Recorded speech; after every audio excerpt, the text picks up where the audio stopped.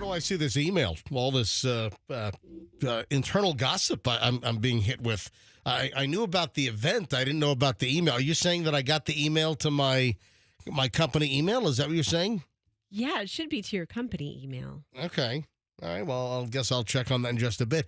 Welcome, everybody. I am MJ, along with Fester and Roxanne. Andrew in the booth. That is the BOOF, the booth.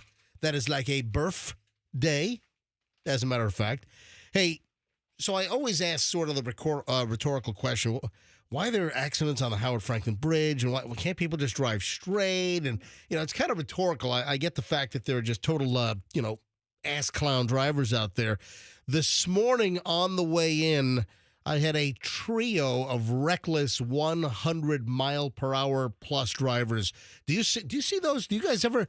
I mean, just the weavers, and then you have the lane jogs because of the construction on the Howard Franklin, and you get these these S turns and these curves, and seeing people doing 100+ miles an hour through those, and then weaving and trying to go from lane to lane like a Frogger game, from lane 1 all the way to 4, back and forth. So I had three really, really fast, reckless drivers on the way in this morning. About 5:22, 5:23.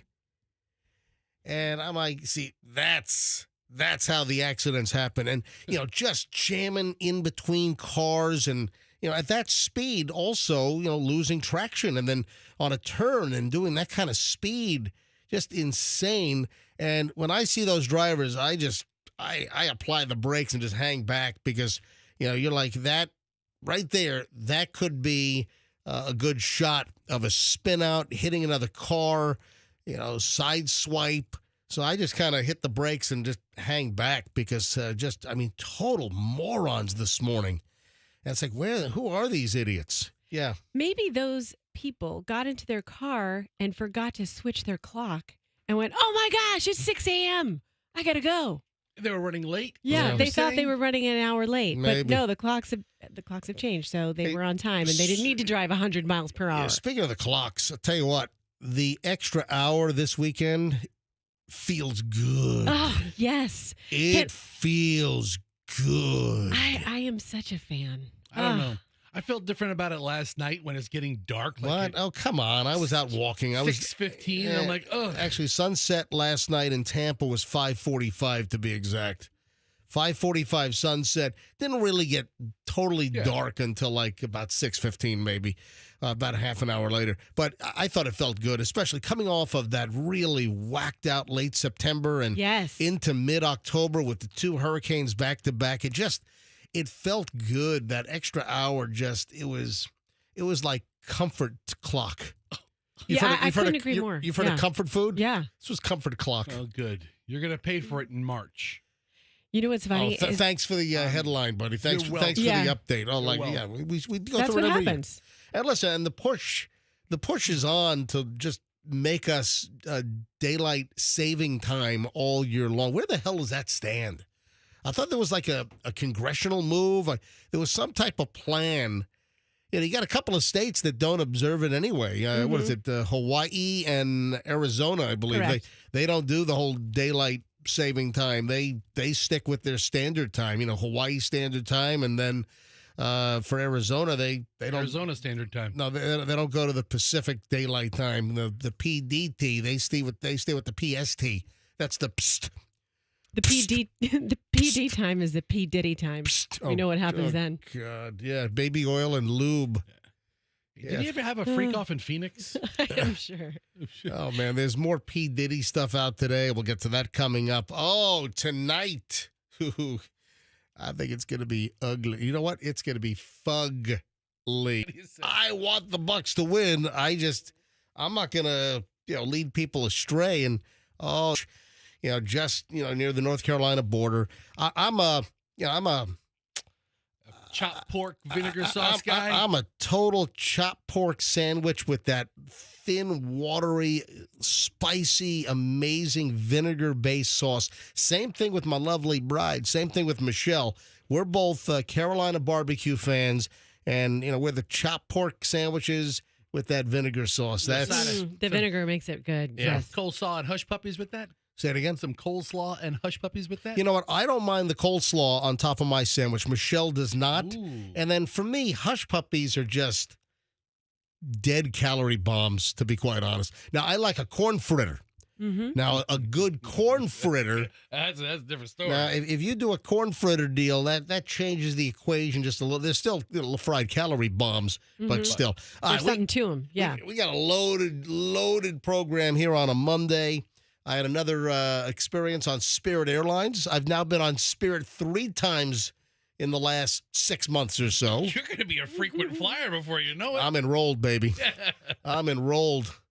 Yeah, I'll be getting a free Coke before you know it. It's not going crazy. All right, 6:08 at the MJ Morning Show. Yeah, busy Monday show. Back in minutes, just getting rolling here. Traffic's on. MJ Morning Show. This is Q105. Traffic looks pretty good.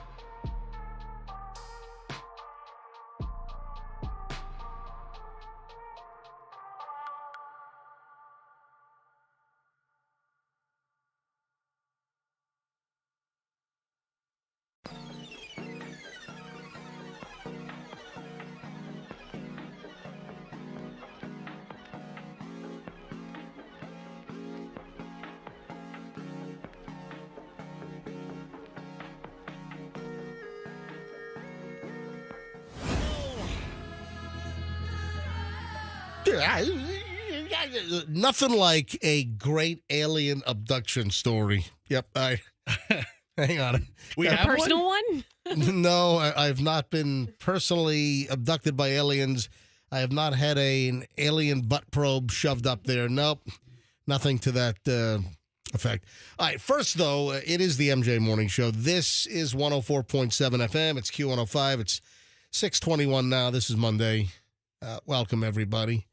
Yeah, by now you probably have figured out that the clocks did go back an hour. Did you see my video? I posted an IG video. I fell asleep before the clock change. I was over in Fort Lauderdale when it happened. We went to visit my parents because my dad just turned 82, so we went out to dinner Saturday night. So we had a quick little trip over to Fort Lauderdale, and I had fallen asleep, but then I woke up like 5 minutes before the clock change.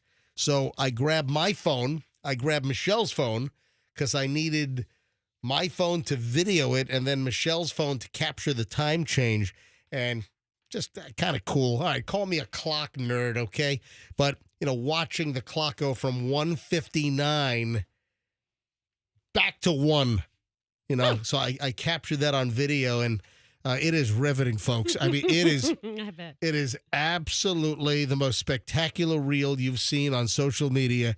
It is on my Instagram right now at Certified MJ Radio. That's Certified MJ Radio. So if you want to see the most exciting video that you've seen in a long time, go to my Instagram, Certified MJ Radio, and take a look at this thing. It is fantastic. Doesn't get better than this. Yeah. And, there are a couple other things I'll talk about later on, but you ought to peruse my Instagram. A couple of, I think, some good posts. Chloe riding my dad's chairlift. That's awesome. Yeah, I know. You know the Acorn chairlift? Yeah. Does he have one that goes up and down the stairs? Yes, Yeah, that's what it is. That's what it is. It's a chairlift. So Chloe's riding that, and I That's cute. kind of played off an old Seinfeld episode. Remember when George Costanza was on the chairlift? Remember when he faked a disability to get the job? Yeah. Right? Well, Chloe, and then I never saw Gremlins. I saw bits and pieces, but Andrew's saying in my ear, Yes. hold on, what happened in Gremlins, Andrew? The Gremlins rewired it, apparently. Okay. Shot her out the window.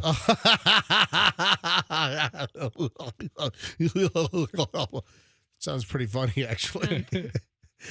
All right, It's a holiday movie. Maybe you should see it this Christmas with the kids. All right. Gremlins is the one where you can't get them wet. Is that the deal? You can't get them wet. You can't feed them after midnight. And Right. I think they're afraid of light or something. Okay.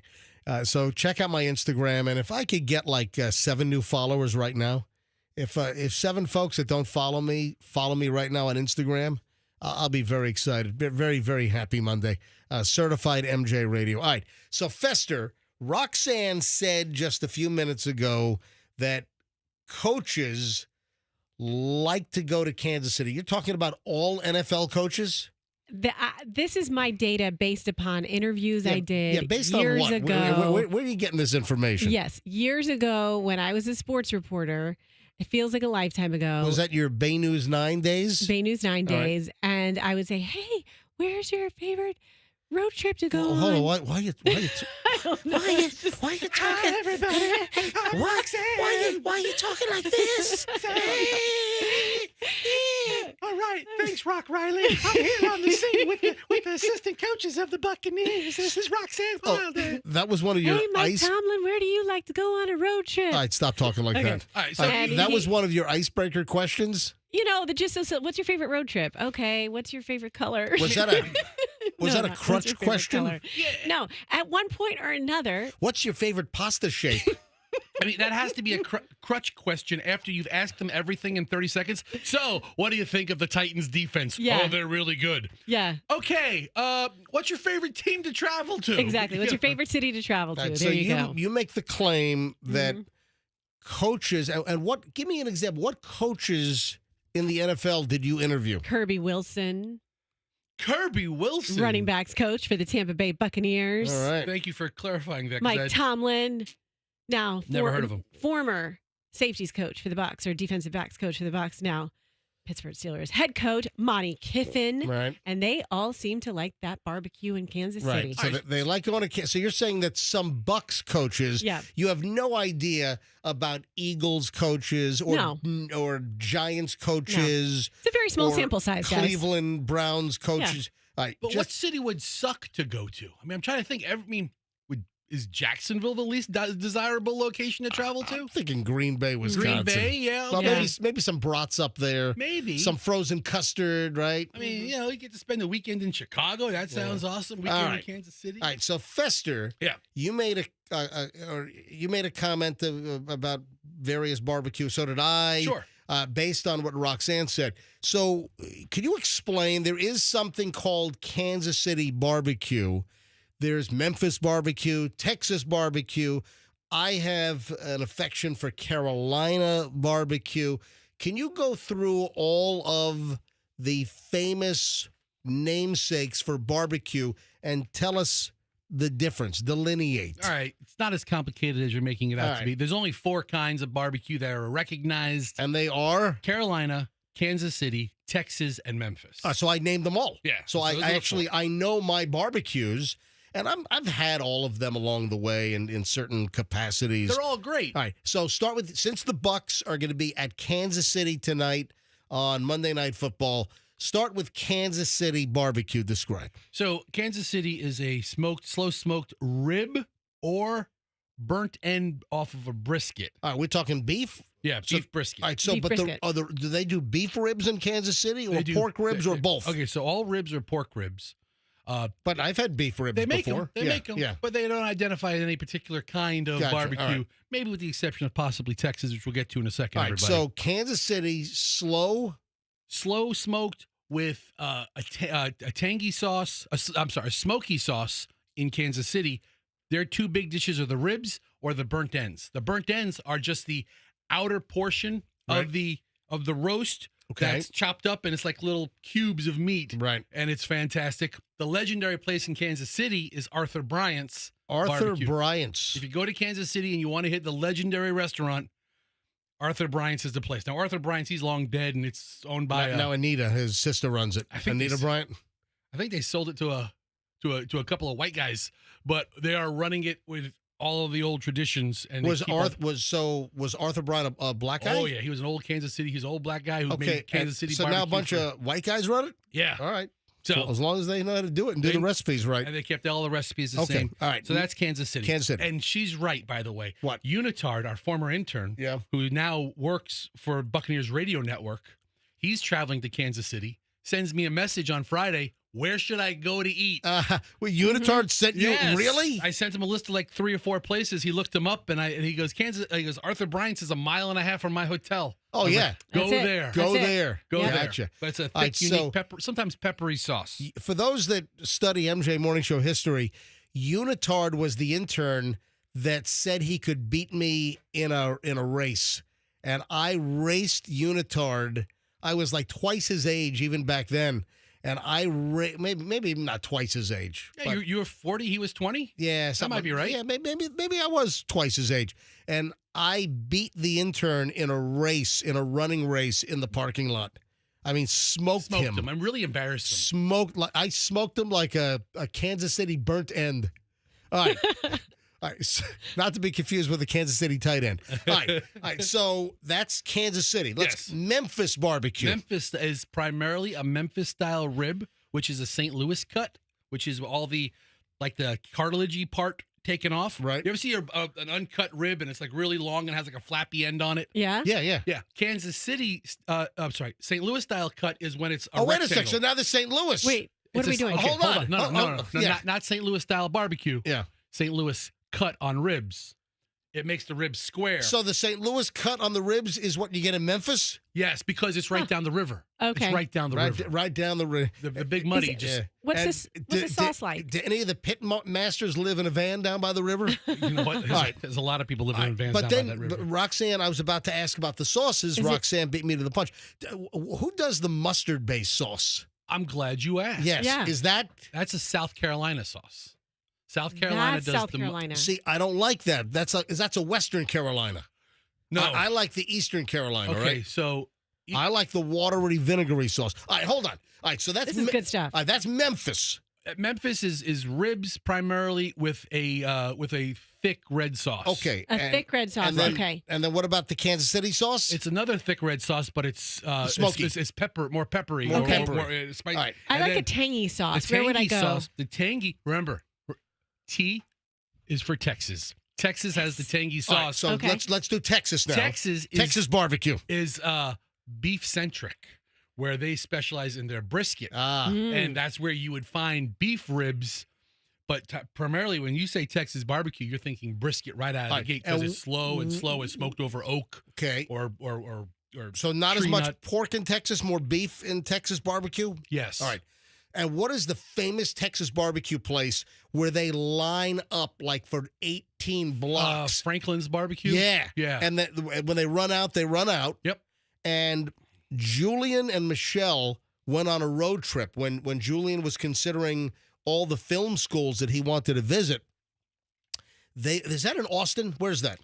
Where's Franklin Barbecue? In Austin. Yeah, it is All right. Austin. So University of Texas Austin has a good film school. And Michelle and Julian, they flew to Austin. They flew West Coast. They went everywhere. All the top 10, 15 film schools in the country.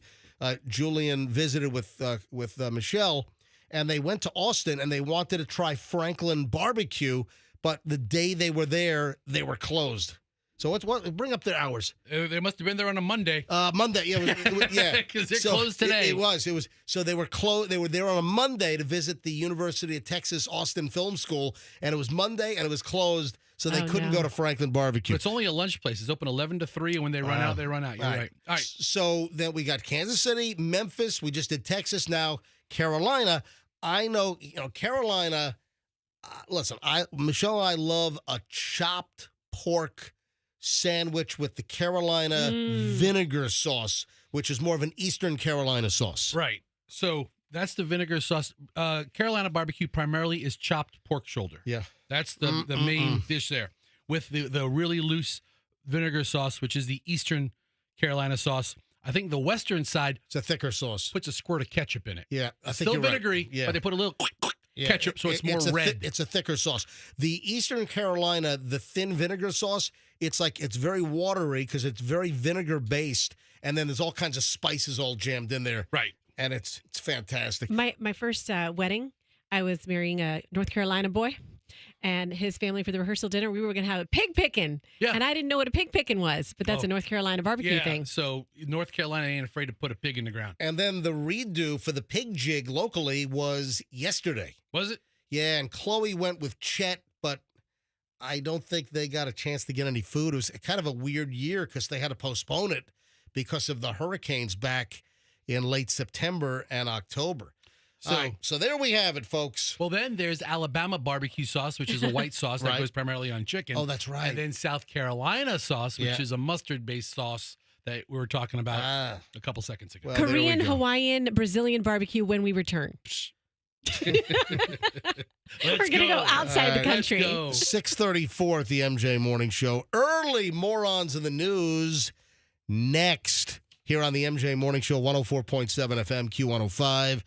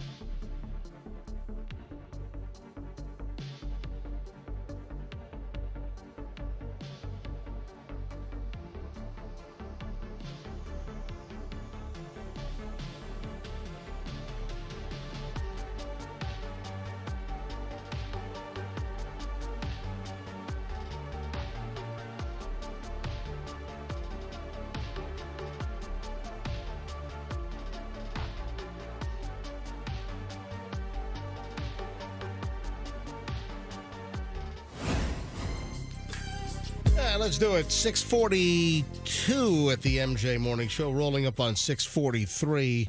Oh, we're running a little late. Oh, because we spent so much time on the delicious freaking barbecue in the last segment. Yeah, I loved it. That was a good segment. I was actually having ASMR vibes, just sitting here so relaxed listening to you talk barbecue. And that was all off the cuff, by the way. You and your ASMR. Yeah.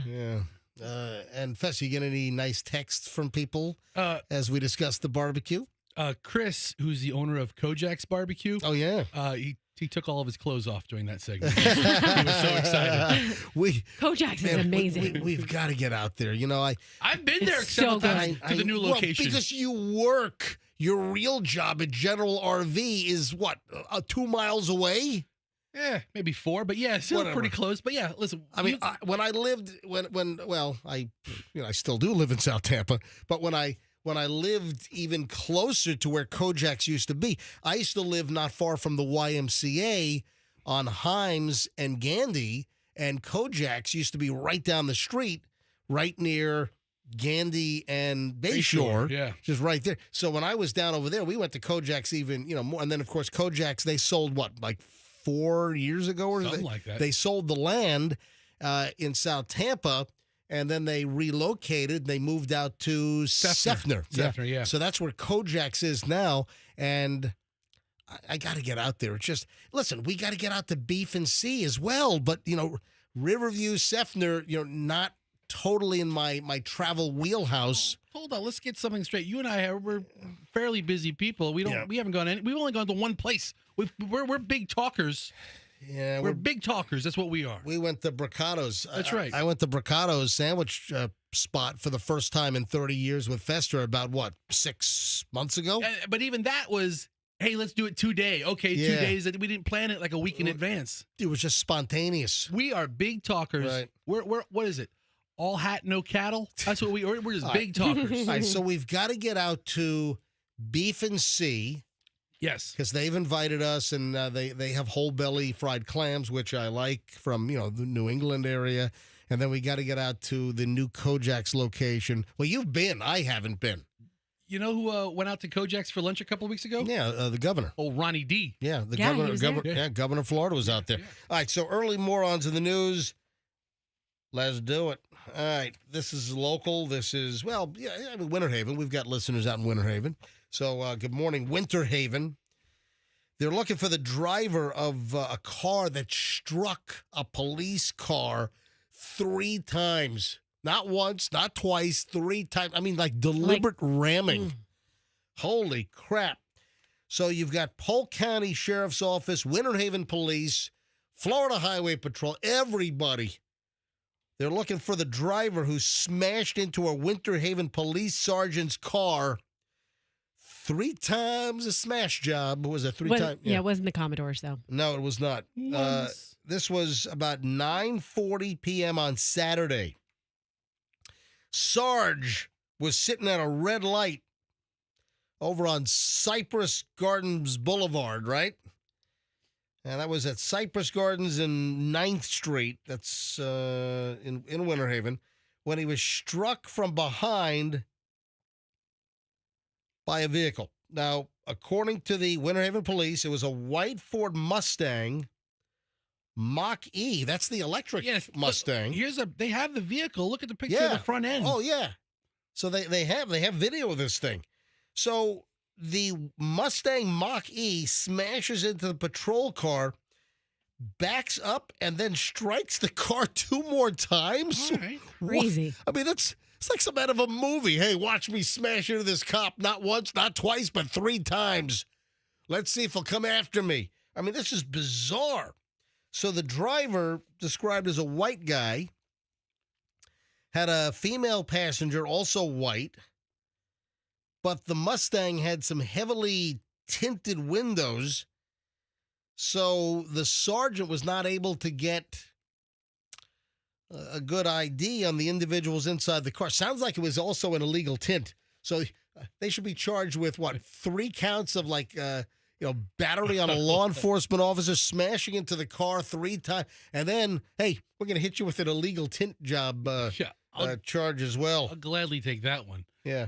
The Sarge was not hurt, but they did take him to the hospital, I guess, for, just for precaution. So they just threw it in park and ran out? That's what it seems like. So the police, so it was Polk County Sheriff's Office, along with Winter Haven Police, they were able to locate the vehicle. They were able to find this white Ford Mustang Mach-E at a home in the Lake Dexter area. And the car had all kinds of front-end damage where it was, ramming the Winter Haven cop car 3 times. Right? So they hit the cop 3 times, then they fled the scene, and then they were tracked down at their residence. So the woman was identified as the owner of the car.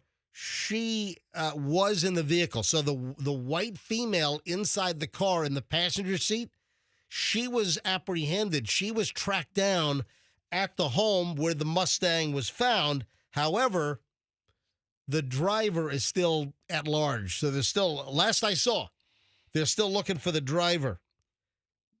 And they're still looking for the guy's identity. So what is the woman at the house over on Lake Dexter? What, is she not talking? Like, oh, I don't know who that was. Anyway, apparently it's her car. It's registered to her. And I guess she's not being very helpful in tracking down the driver.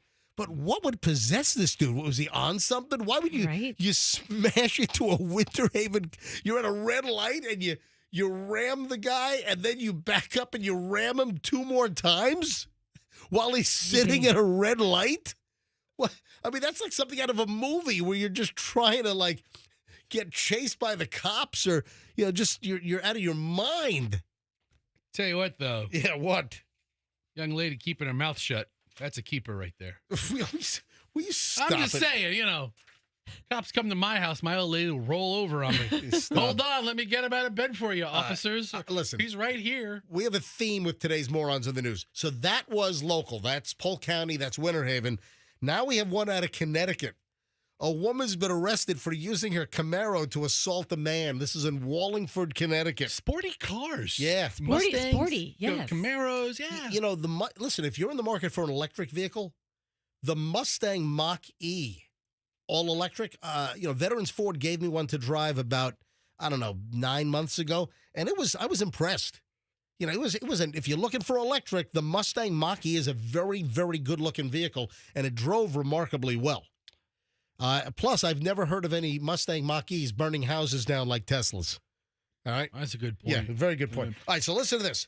Woman faces charges for assaulting a man with a car outside a bar in Wallingford, Connecticut. Police charged 24-year-old Alexis Marie Rivera with first-degree assault, first-degree reckless endangerment, and reckless driving. They said it started as a domestic incident, right? Initially, Wallingford police were informed that a male fell in the rear parking lot of a local bar and was bleeding from his head. The victim was immediately transported to a local hospital due to visible head injuries. The victim was then driven to another hospital to receive even more advanced care because I guess Jeez. what they take him to like Jimmy's 24-hour Band-Aid care right in front of the price chopper. I don't know. There They didn't are get it certain done. hospitals that handle levels of trauma. You know, if you go to the wrong one, they'll ship you to the other one. All right, so detectives said that's when they were informed that the victim suffered multiple injuries, was now in intensive care.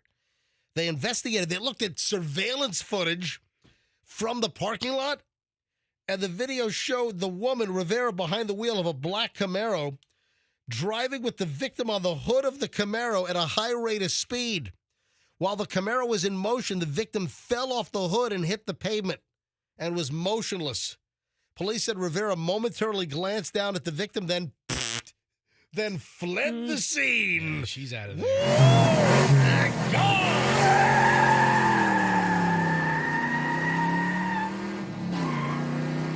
So, morons with motor vehicles here on the MJ Morning Show.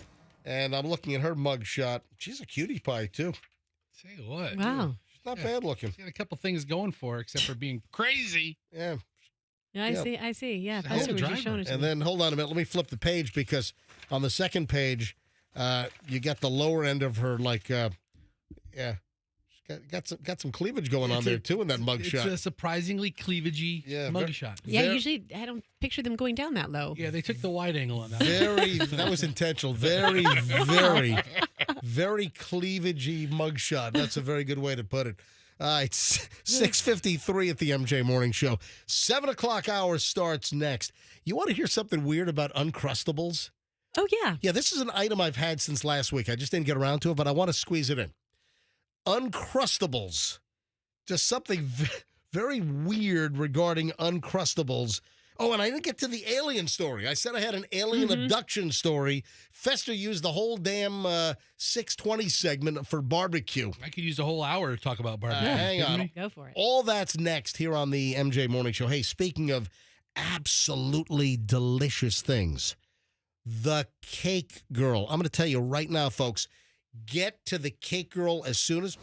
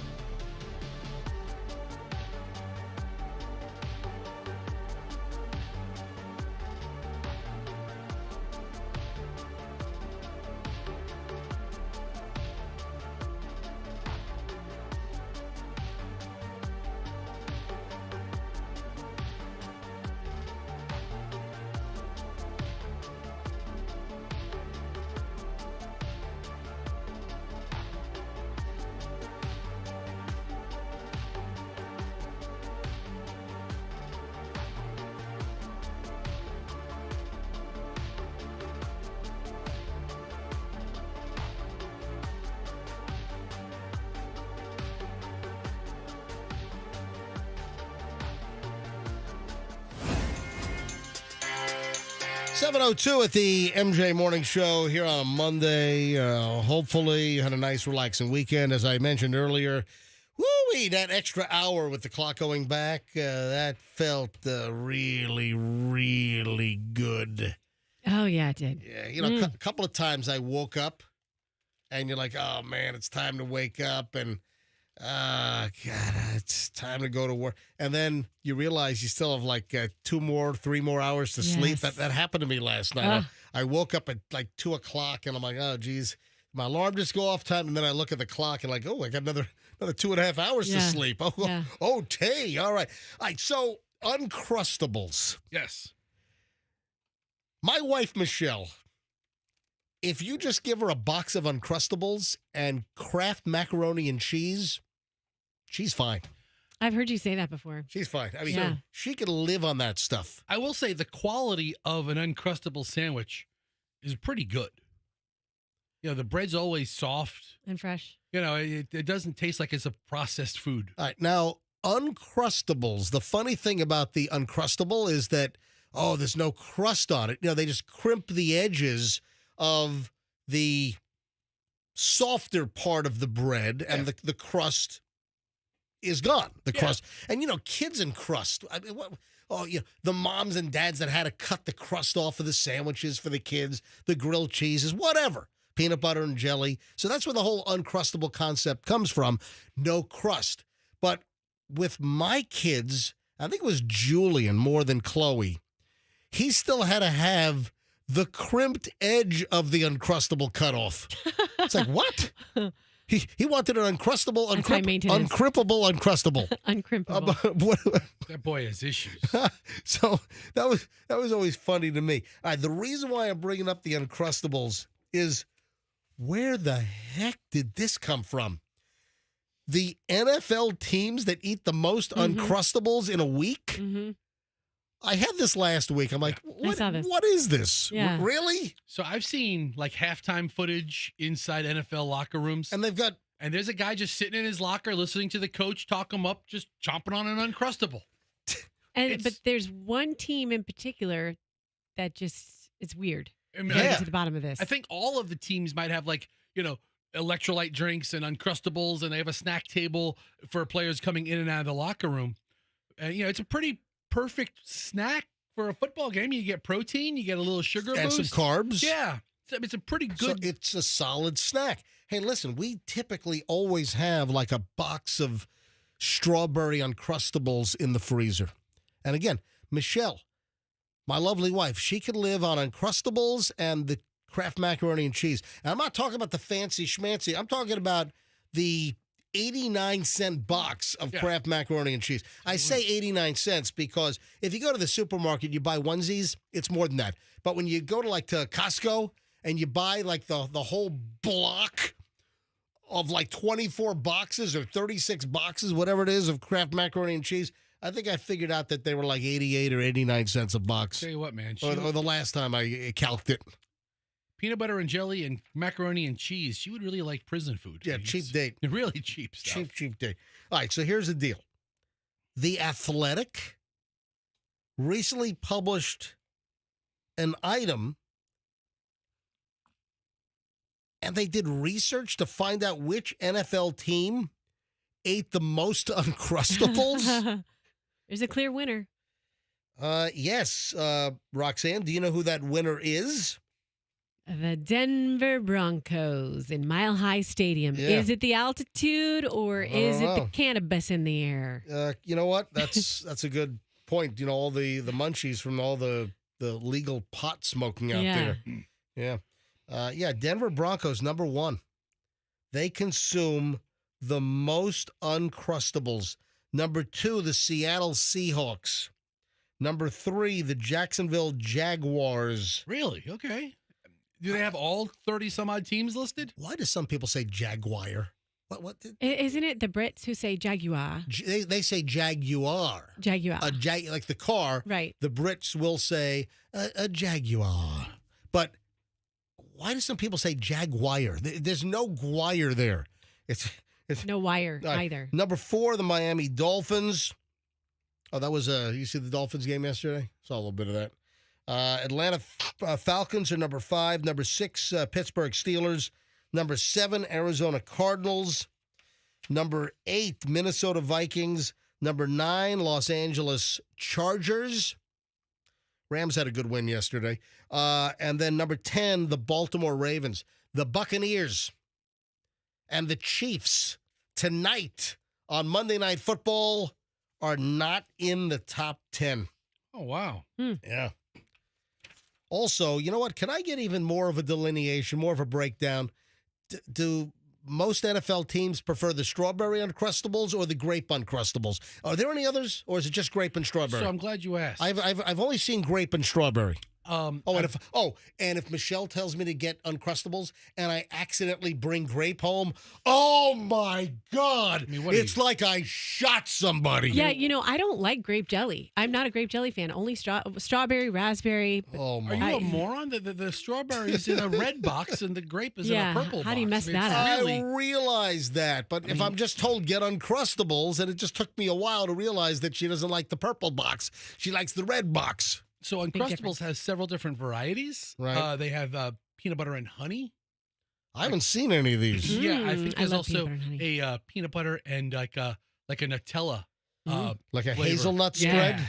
Yeah, so they have a couple different ones, and I think, and I've never purchased this, but Oh, look at this one. Banana anchovy. yeah, That's that Yum, looks that yum. Pasty anchovy. Mm. With banana cream. Yeah. yeah, that's the Banana one. anchovy. That's the one I've never tried. Yum. I think they also have them on like whole wheat bread. Oh, really? For all the health nuts out there? Ugh. How about gluten-free? Mm. Okay, so I'm on their website. Oh, my God. There's like 8 different varieties of peanut butter and grape. All right. Peanut butter and strawberry. Those are the standards. Peanut butter and raspberry. I've never seen that one. Oh, wow. That looks good. Chocolate flavored hazelnut. You know what? They need to team up with Nutella and have a Nutella version of that. Why not? What's the next one? Peanut butter and honey spread. Then just peanut butter with no jelly. What are you? What are How you? boring. What are you? An animal? Yeah. Ugh. It's a And point. then the reduced sugar. Okay, yeah, reduced I sugar, spit on those. reduced sugar, grape, and strawberry. Anyway. I have never seen the raspberry. It looks like it's a new product, so hopefully it's on my store shelves soon. Yeah, there's a new badge on there. But I'm a big raspberry fan. Mm-hmm. So there you go. The crazy NFL Uncrustable consumption chart. I mean, they might have like orange slices out there and Uncrustables and like Gatorades or something. So yeah, Mhm. it's good to fuel up on. So the Broncos, this is amazing. The Broncos at number 1 on the list with the most Uncrustables being consumed. 77 players on the Broncos roster and 700 Uncrustables eaten each week. Are you kidding me? Where are they putting them? 700 Uncrustables are eaten by the Broncos each week. It's like what, 10 a week? But per here's player, the roughly? deal. This is what's also bizarre. Number 2, the Seattle Seahawks. Guess how many Uncrustables the Seattle Seahawks eat each week? I mean, if the Broncos eat what, 700, second place must be what, like 625? You would think so. Wrong. 320. Yeah, half of their consumption. Less than half. 700, and then second place is 320. Yeah. So again, what's happening in Denver? I think we know. It's either the marijuana consumption or it's the Mile High deal. I don't know. So what's the Smucker's old man's favorite football team now, MJ? With a name like Smuckers, it's gotta be good. I like the Denver Broncos. With a name like Broncos, they gotta be bad. Broncos are having Coming on, a rookie quarterback. Well, the Broncos have had a number of really rough seasons, but they're sucking back those Uncrustables, man. Hey, maybe that's a problem. Maybe they're weighted down like lead anchors because they're consuming so many, grams of carbs and sugar. So the Broncos have 5 wins on the season, and they beat the Buccaneers. I realize that. Like I said, the Broncos really were sucking it up bad, over the last couple of seasons, and they've sprung to what are they, 5-4 now? 5-4. They lost. They got their asses handed to them yesterday. Yeah, Baltimore smashed them. But they got a rookie quarterback. It's coming together in Denver. I was just thinking to myself, okay, in Denver, if they are getting, what is that, secondhand marijuana smoke? Yeah. Because it's everywhere you go in Denver, it's all over the place. And then I just kind of went down a little rabbit hole of the testing in the league. And in 2020, they changed the testing from 35 nanograms of THC was the threshold to now 150 nanograms of THC. And then I was like, what is that? And that's like 10 puffs more, or 10 to 15 puffs of marijuana. Yes. Right. So maybe there is something to that in Mile High. Could be. All right, let me get into the alien deal because I was supposed to do this like 40 minutes ago and I didn't get around to it because Fester at 620 just completely monopolized and commandeered the show. You asked me. I did. Oh, I guess I did. Yeah, I mean, Okay. It was good stuff. I don't go off the rails normally. Speaking of barbecue and food and all that stuff. All right, so there's a Netflix documentary on this woman and this alien abduction, and this woman is all ticked off now. She's suing. A Manhattan housewife said she got abducted by aliens back in 1989, and now she's suing Netflix over this documentary. I got to see this documentary. Ooh. Is it called Abducted in Plain Sight? It's called The Manhattan Alien Abduction. All right, never mind. I typed in Netflix abduction documentary. It was the first one that came up. No, that has nothing to do with aliens. That's just a regular abduction. Oh, Get your abduction straight. This was alien abduction. let me put alien in the search This term. is up the butt probes. the and everything. Yeah. Manhattan alien Manhattan. abduction. There you go. Right. All right. One word makes all the difference. The truth. Do you want to know the truth? It's out there. That's the truth. Yeah. So the Manhattan alien abduction is now streaming on Netflix, and it's this bizarre story. She claims it's true. Linda Napolitano, who was a New York City mother and a housewife, she claimed that she was abducted by aliens back in 1989. Yeah. She's now 77. And she discussed her story on, I guess, Ricky Lake and the Oprah Winfrey Show. And now she's suing Netflix over the docuseries. Why? I'll tell you. Well, she claims it's unauthorized. And so on November 30th, 1989, Napolitano, a housewife and mother of two, who had grown up in Little Italy, alleged that she got abducted by aliens. She claims that she was levitated out of the window of her 12th floor apartment in Lower Manhattan toward the Brooklyn Bridge. Woo! She levitated out the window and she was floating through the air 12 stories up toward the Brooklyn Bridge. So Very believable Yeah. and plausible story. the aliens did not abduct her in Little Italy. They like, sucked her out. They sucked her out of her 12th floor apartment window in Little Italy. From I mean, the- how would you abduct I mean, someone if what you were was an it? alien? Yeah. Was it the Martian on Mulberry Street? Or it was the Uggos on near Umberto's Clam House. I don't know. Famous mob hang. A couple of hits at Umberto's, I believe, over the years. So she claims she was levitated out of the window of the 12th floor, and then she's pulled toward the spaceship, which was above the Brooklyn Bridge. It's a very, very believable, plausible story. Yeah. So on screen, she says, they take me up, all the way up. The spaceship opens up almost like a clam. I said Umberto's Clam House. Oh my God, it's amazing. And then I'm inside. I'm going to shut my eyes. I don't want to see what's going on. Then she adds, there were these creatures around me, and they were examining my stomach. One of them came after me with a needle the length of a turkey baster. I didn't want to believe that I was a lab rat being experimented on, but after a while, I just couldn't deny it anymore. She took her story to UFO researcher Bud Hopkins. Oh, Bud. In 1996, Hopkins published a book about her account, Witnessed, the true story of the Brooklyn Bridge UFO abductions. An unspecified number of years after the alleged incident, Napolitano claimed that the extraterrestrials returned and targeted her family, giving them all nosebleeds.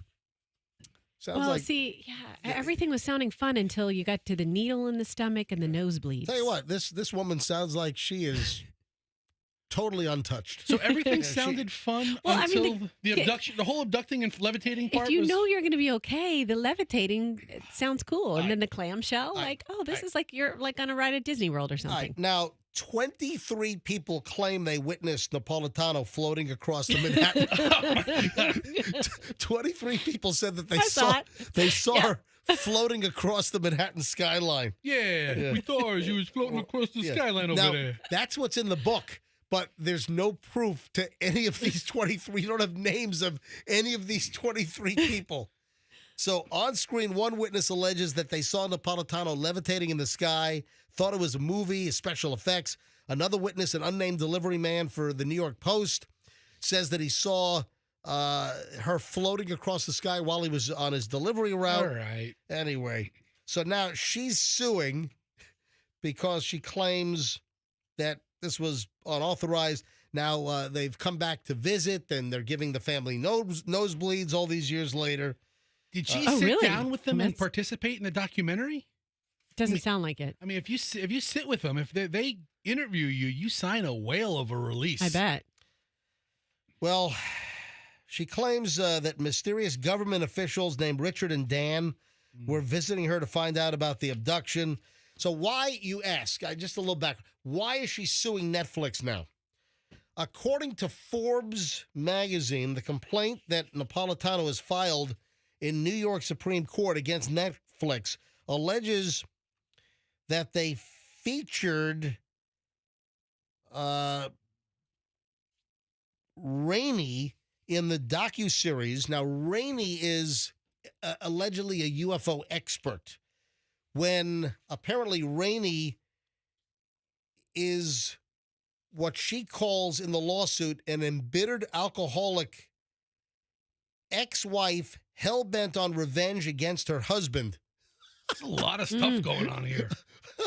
This thing is crazy. Additionally, Napolitano, the complaint claims that the show sets her up as a villain for purposes of controversy and conflict, and that the Manhattan alien abduction will destroy her reputation as an honest and decent person.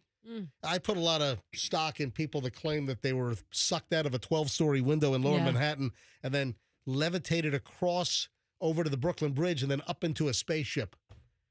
Oh my God! I'm looking at pictures of the bloody noses, MJ. Yeah. This Anyway. is So if you want to see what all this is about, go check out the Manhattan alien abduction on Netflix right now. And the subject, the woman, Linda Napolitano, is suing Netflix in New York because of this docuseries. 7:20 at the MJ Morning Show. I'm running a little late. Don't worry. You'll still get your hour and 20 minutes of nonstop MJ. So what is our break here? We got a couple of minutes. We got 6 minutes. And then in 6 minutes, folks, we're going to start an hour and 20 minutes of nonstop MJ. We're loaded next here on 104.7 FM, Q105. Don't move. Now, if you are worried about retirement, I want you to listen carefully and why you need to call the Holland Group Retirement Wealth Advisors. Now, if you think you've got a plan, you think you've got an investment plan, you think you have a retirement plan, get a hold of Steve and Elizabeth Holland at the Holland Group Retirement Wealth Advisors and get a second opinion. The Holland Group's been around for over 30 years in the Tampa Bay area.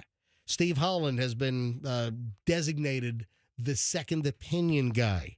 You think you have things buttoned up with your current advisor, broker, or whoever's managing your retirement and your investment strategy? Get a second opinion. What's being left on the table? What about tax planning? This is something that clobbers people because they didn't have tax mitigation. They didn't have a tax-advantaged plan. Call the Hollands, see what they can do for you. The Holland Group Retirement Wealth Advisors. Do not run out of money in retirement. Call the Hollands. Go to askthehollands.com. This is complimentary, no obligation, no cost to you. They'll have a conversation with you, answer all your questions. They'll build you the plans that you should have. No cost. Askthehollands.com. Give them a call. Tell them MJ sent you. Askthehollands.com. Now, Thanksgiving is on the way. It'll be here before you know it. You do not want to have guests over to your house with embarrassing stained carpet. This is why you want Zero Res. Zero Res will get those carpets in your house nice and clean like brand new carpet before those guests roll over for Thanksgiving. And then, of course, they're going to smear gravy and cranberry sauce in your carpets. You got to call Zero Res again. But at least it'll be a nice fresh palette, all right, before the stains set in. I know, all kidding aside. If you want to get your carpets looking clean, Zero Res right now. And you can get 3 rooms of carpeting cleaned for just $129. Hurry up. Get on the list. Get your carpets cleaned before Thanksgiving. They use ZR water, a special process. They don't leave the chemical residue and the soaps and shampoo behind. That attracts dirt faster. That's why you want Zero Res with their ZR water process. ZeroResTampaBay.com. Get 3 rooms for $129 and tell them MJ sent you. Very important. Tell them MJ sent you. ZeroResTampaBay.com. 723 traffic sign here.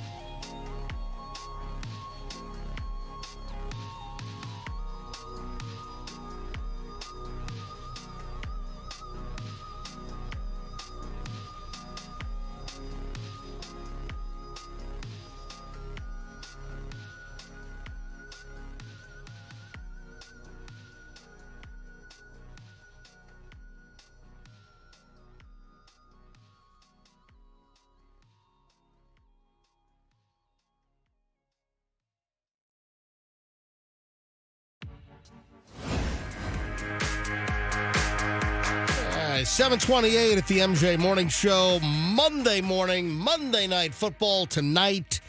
The Buccaneers visiting the Kansas City Chiefs, and I don't think it's going to be pretty. I'll get into that in a second. Andrew was kind enough to bring me the Bucs injured reserve, questionable, an out list. Yeah, I don't think it's going to be great. Hey, I had a request, something that's come up on the MJ Morning Show. I had a request from a listener regarding the famous mashed potato recipe. We'll get to that in just a bit. Very easy to find. You think that this recipe is nuts. When you look at the ingredients, you think it's absolutely insane. There's no way that much butter goes into these mashed potatoes. Oh, contraire, mon frere. Yeah, yes, it does. And Michelle is she's champing at the bit. Michelle's drooling. She can't wait to make these mashed potatoes. Yeah. Hey, also, I am sensing a classic crotchety old man call coming up in just a bit. And this will be the first one with Milton Fludgecow since the freaking Hurricane Milton back a couple of weeks ago. So, hey, I wonder if I can call the Kick Girl on something. Why not? Well, I saw a story over the weekend, and I laughed out loud. And then when I saw the picture, I laughed even louder out loud.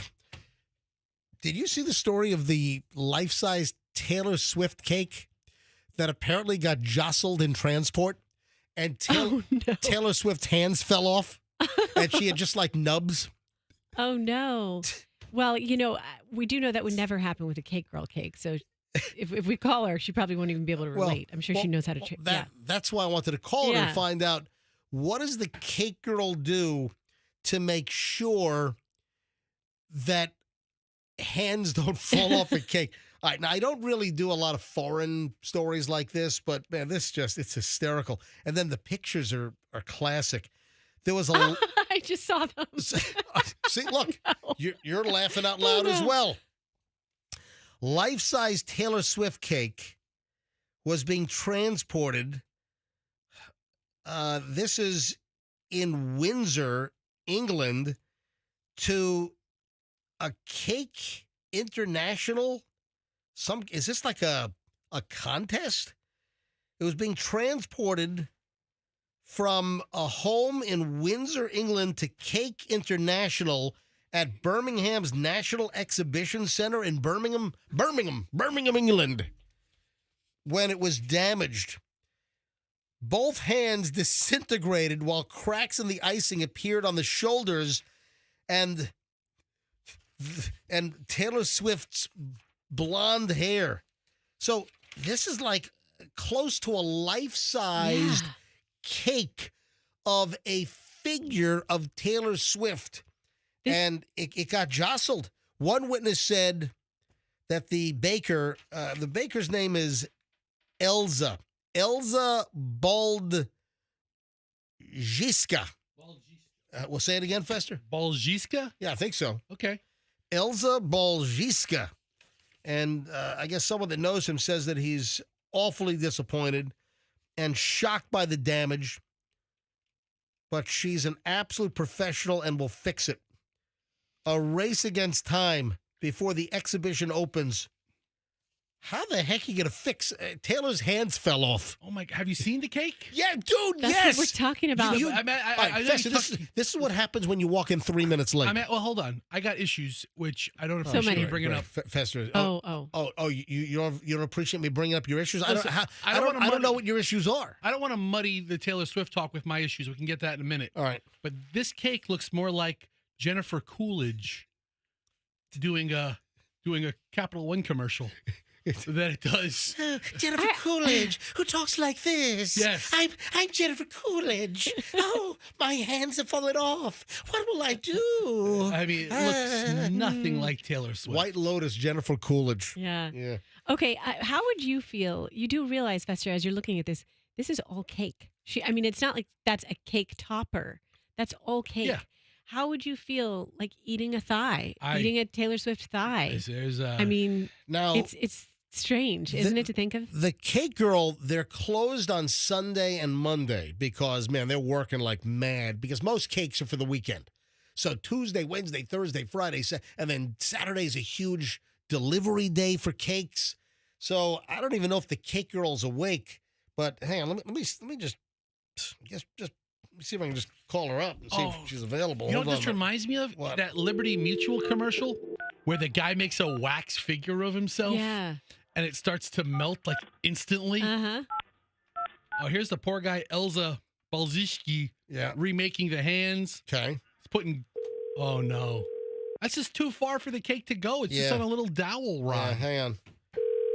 Yeah, and it looks like she had some maniac chop her wrists off with an axe. It's like she was caught stealing it at an Arabian market or something. Exactly. Yes. And the penalty was having your hands chopped off. Yeah. You're in Saudi Arabia, 100%.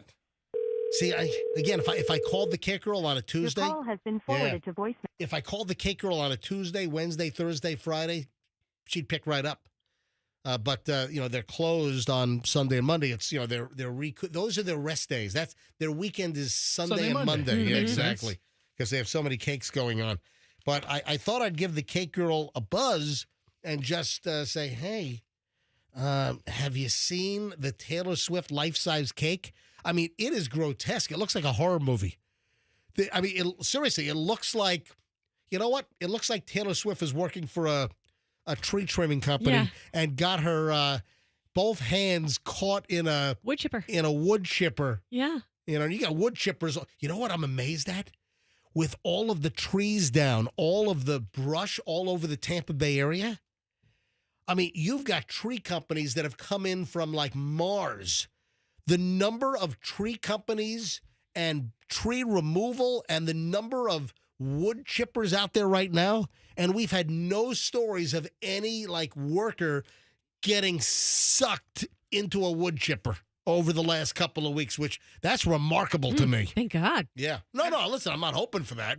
That's horrific. Yeah. But it looks like Taylor Swift, I mean, this is something out of a horror thing. Yeah, this is like a leftover Halloween prop. It is. Anyway, I try to call the Cake Girl. I think the actual cake is fatter Oh. than Taylor. Oh, Michelle is just morbid as heck. Oh, man. Michelle just texted me, Taylor Swift's hands look like the Dodgers fan that blew his hands off with the Ooh. firecracker while celebrating the Dodgers World Series win. Ooh. All right. Oh, my God. That's a keen observation. Is what that is right there. That's really, man. really smart. Guess Michelle's listening right now. Needs Morning, some- Michelle. Oh, and then Michelle texted me, don't call the Cake Girl. This is her morning to sleep in. Yeah, I just sent a text to her husband. He's not responding. Now, listen, if you want a life-size cake of a person where the hands don't fall off, like some kind of grotesque disfigurement, call the Cake Girl, and she'll make sure the hands don't get jostled off during transport.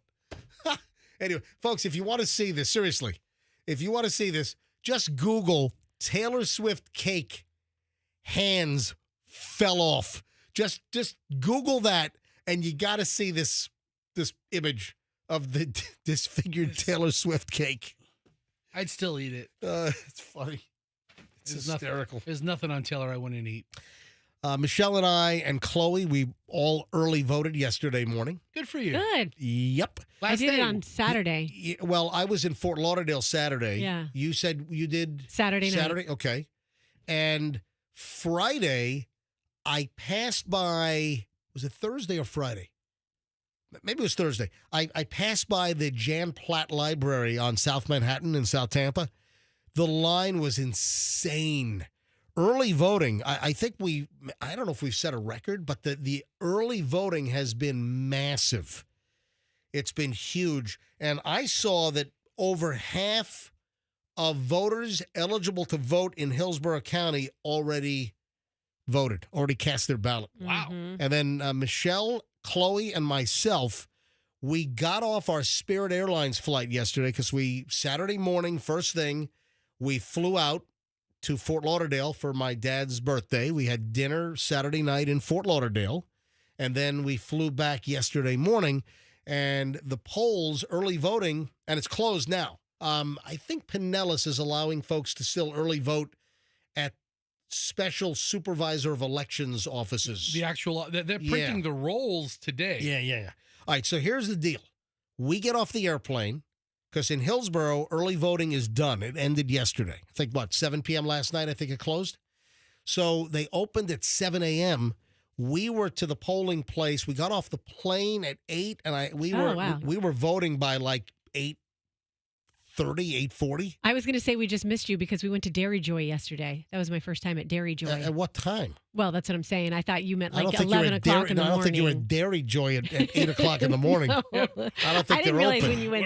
We're waiting in line for Dairy Joy. It's a good place. It was a good place. So we got off the plane, and we rolled right down to the Jan Platt Library, and we voted. And Susie Lopez, the Hillsborough County State Attorney, was actually there waving at cars. So cool. we saw Susie Lopez, who's running, for re-election for Hillsborough County State Attorney, and it was very nice to see Susie Lopez there, and she was smiling and waving at cars. And listen, of course, Chloe, my daughter, she works for the Hillsborough County State Attorney's Office. Chloe had an internship back in June. There was a couple of job openings for felony assistance, and unbeknownst to Michelle and me, Chloe applied for the job and got it. I mean, college grad, triple major, heading to law school next year. Great experience for Chloe. So Chloe will be at the Hillsborough County State Attorney's Office for be probably about a year and 2 months or so, and then this time next year, Chloe's going to be at law school. Which one? We don't know. We'll find out shortly if law school's going to accept. They're going to take her. She's got a good LSAT score, and her grades are good. Great experience now. Yep.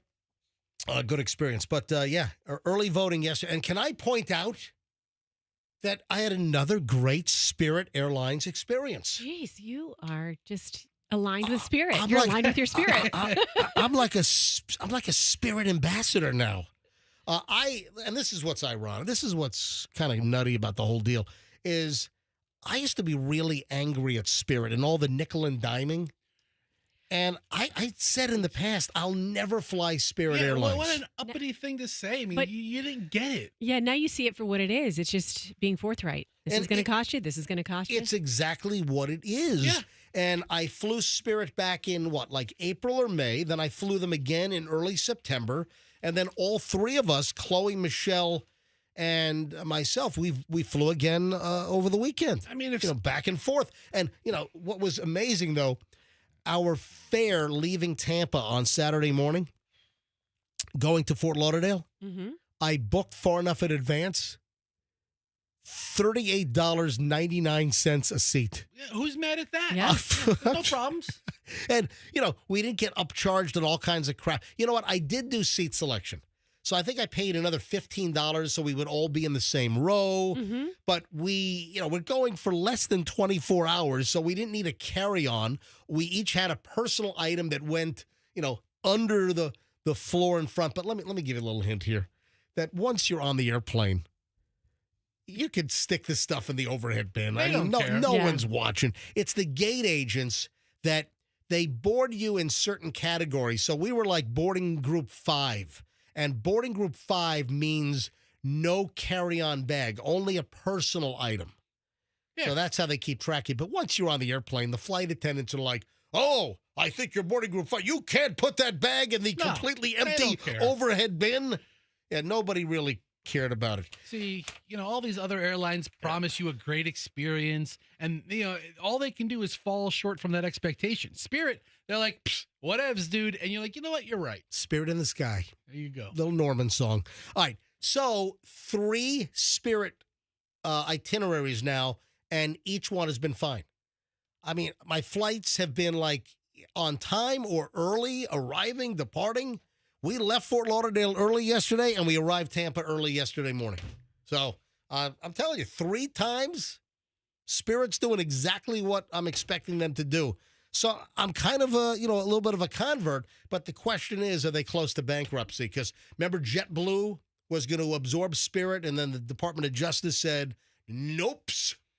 So it was supposed to be a merger with Spirit and JetBlue, and that was called off. Now is Frontier kicking the tires? The two ultra low-cost carriers merging. We'll see. Spirit don't care. They're like, psh, hey guys, we may go bankrupt today, maybe not. Spirit does care because they might care. not be a going concern much longer. They don't care. They're like, hey, let's roll the dice for these $38 fares. Come on, baby, let's go. We're going to charge you for everything. We may be open tomorrow. Who knows? I got a question. Did you see that CeeLo Green was in town? I did, yes. I didn't. Yeah, CeeLo Green, the singer, was in town for a charity function. And here's the story. This is from Channel 8. After back-to-back hurricanes, it's clear many Tampa Bay families will need help for the foreseeable future. Grammy award-winning artist CeeLo Green headlined a special event Saturday to help the area bounce back. I heard Tampa, Florida knows how to party. Is that right? CeeLo shouted to the crowd of fans. Milton really hit us hard, said Anthony Williams, who attended. After Hurricane Milton, the latest of the two storms that hit the Bay Area, attendees said the event Saturday night was exactly what was needed. Notice a lot of our students are extremely affected by the situation, and I just feel like this is the time to bring the community back together, said DeMario Henry, an educator. So where was it? The Awake Coalition, the organization. The Awake Coalition originally planned a ticketed concert but changed course after back-to-back hurricanes left widespread damage. We want people in the city to know they're not alone. They got people who support and care about them, and that is what this is all about, raising money to help with the foundation. The CEO of Awake Coalition, Cliff Stone, said. So the concert raised funds, all the proceeds going to local recovery efforts. So that's nice. So CeeLo Green was in town. And, of course, if you don't know the name, you know one of his big songs. But this is a question. This is part of the reason why I'm doing the story. When CeeLo Green... Oh, no. When he does like a charitable event, does he do the total cursed out F-bomb version of F you or forget you? I mean, he has to, right? I mean, if he's going to be true to himself, yeah. I mean, it's not like he's at an elementary school or something. Yeah. If I go to a charity event, I want to hear the original cut. So you got a charitable event. You got some students there, some kids there maybe. I mean, the F-bomb version of F-U, or did he do the version? I mean, the original version of the song is the F-bomb. It's F-U, not forget you. I mean, but if you just listen to your music on the radio and you don't really know what's going down, that's not the song. Maybe he did a blend. Maybe he did most of it forget you, and then at the end gave one good. All right, if anyone was at the Awake Coalition special CeeLo Green event on Saturday night, can you phone us up? Let us know. Did he do the clean version or the dirty version of Forget You or F You at the show? If anyone was there, let us know. 800-990-1047. 800-990-1047.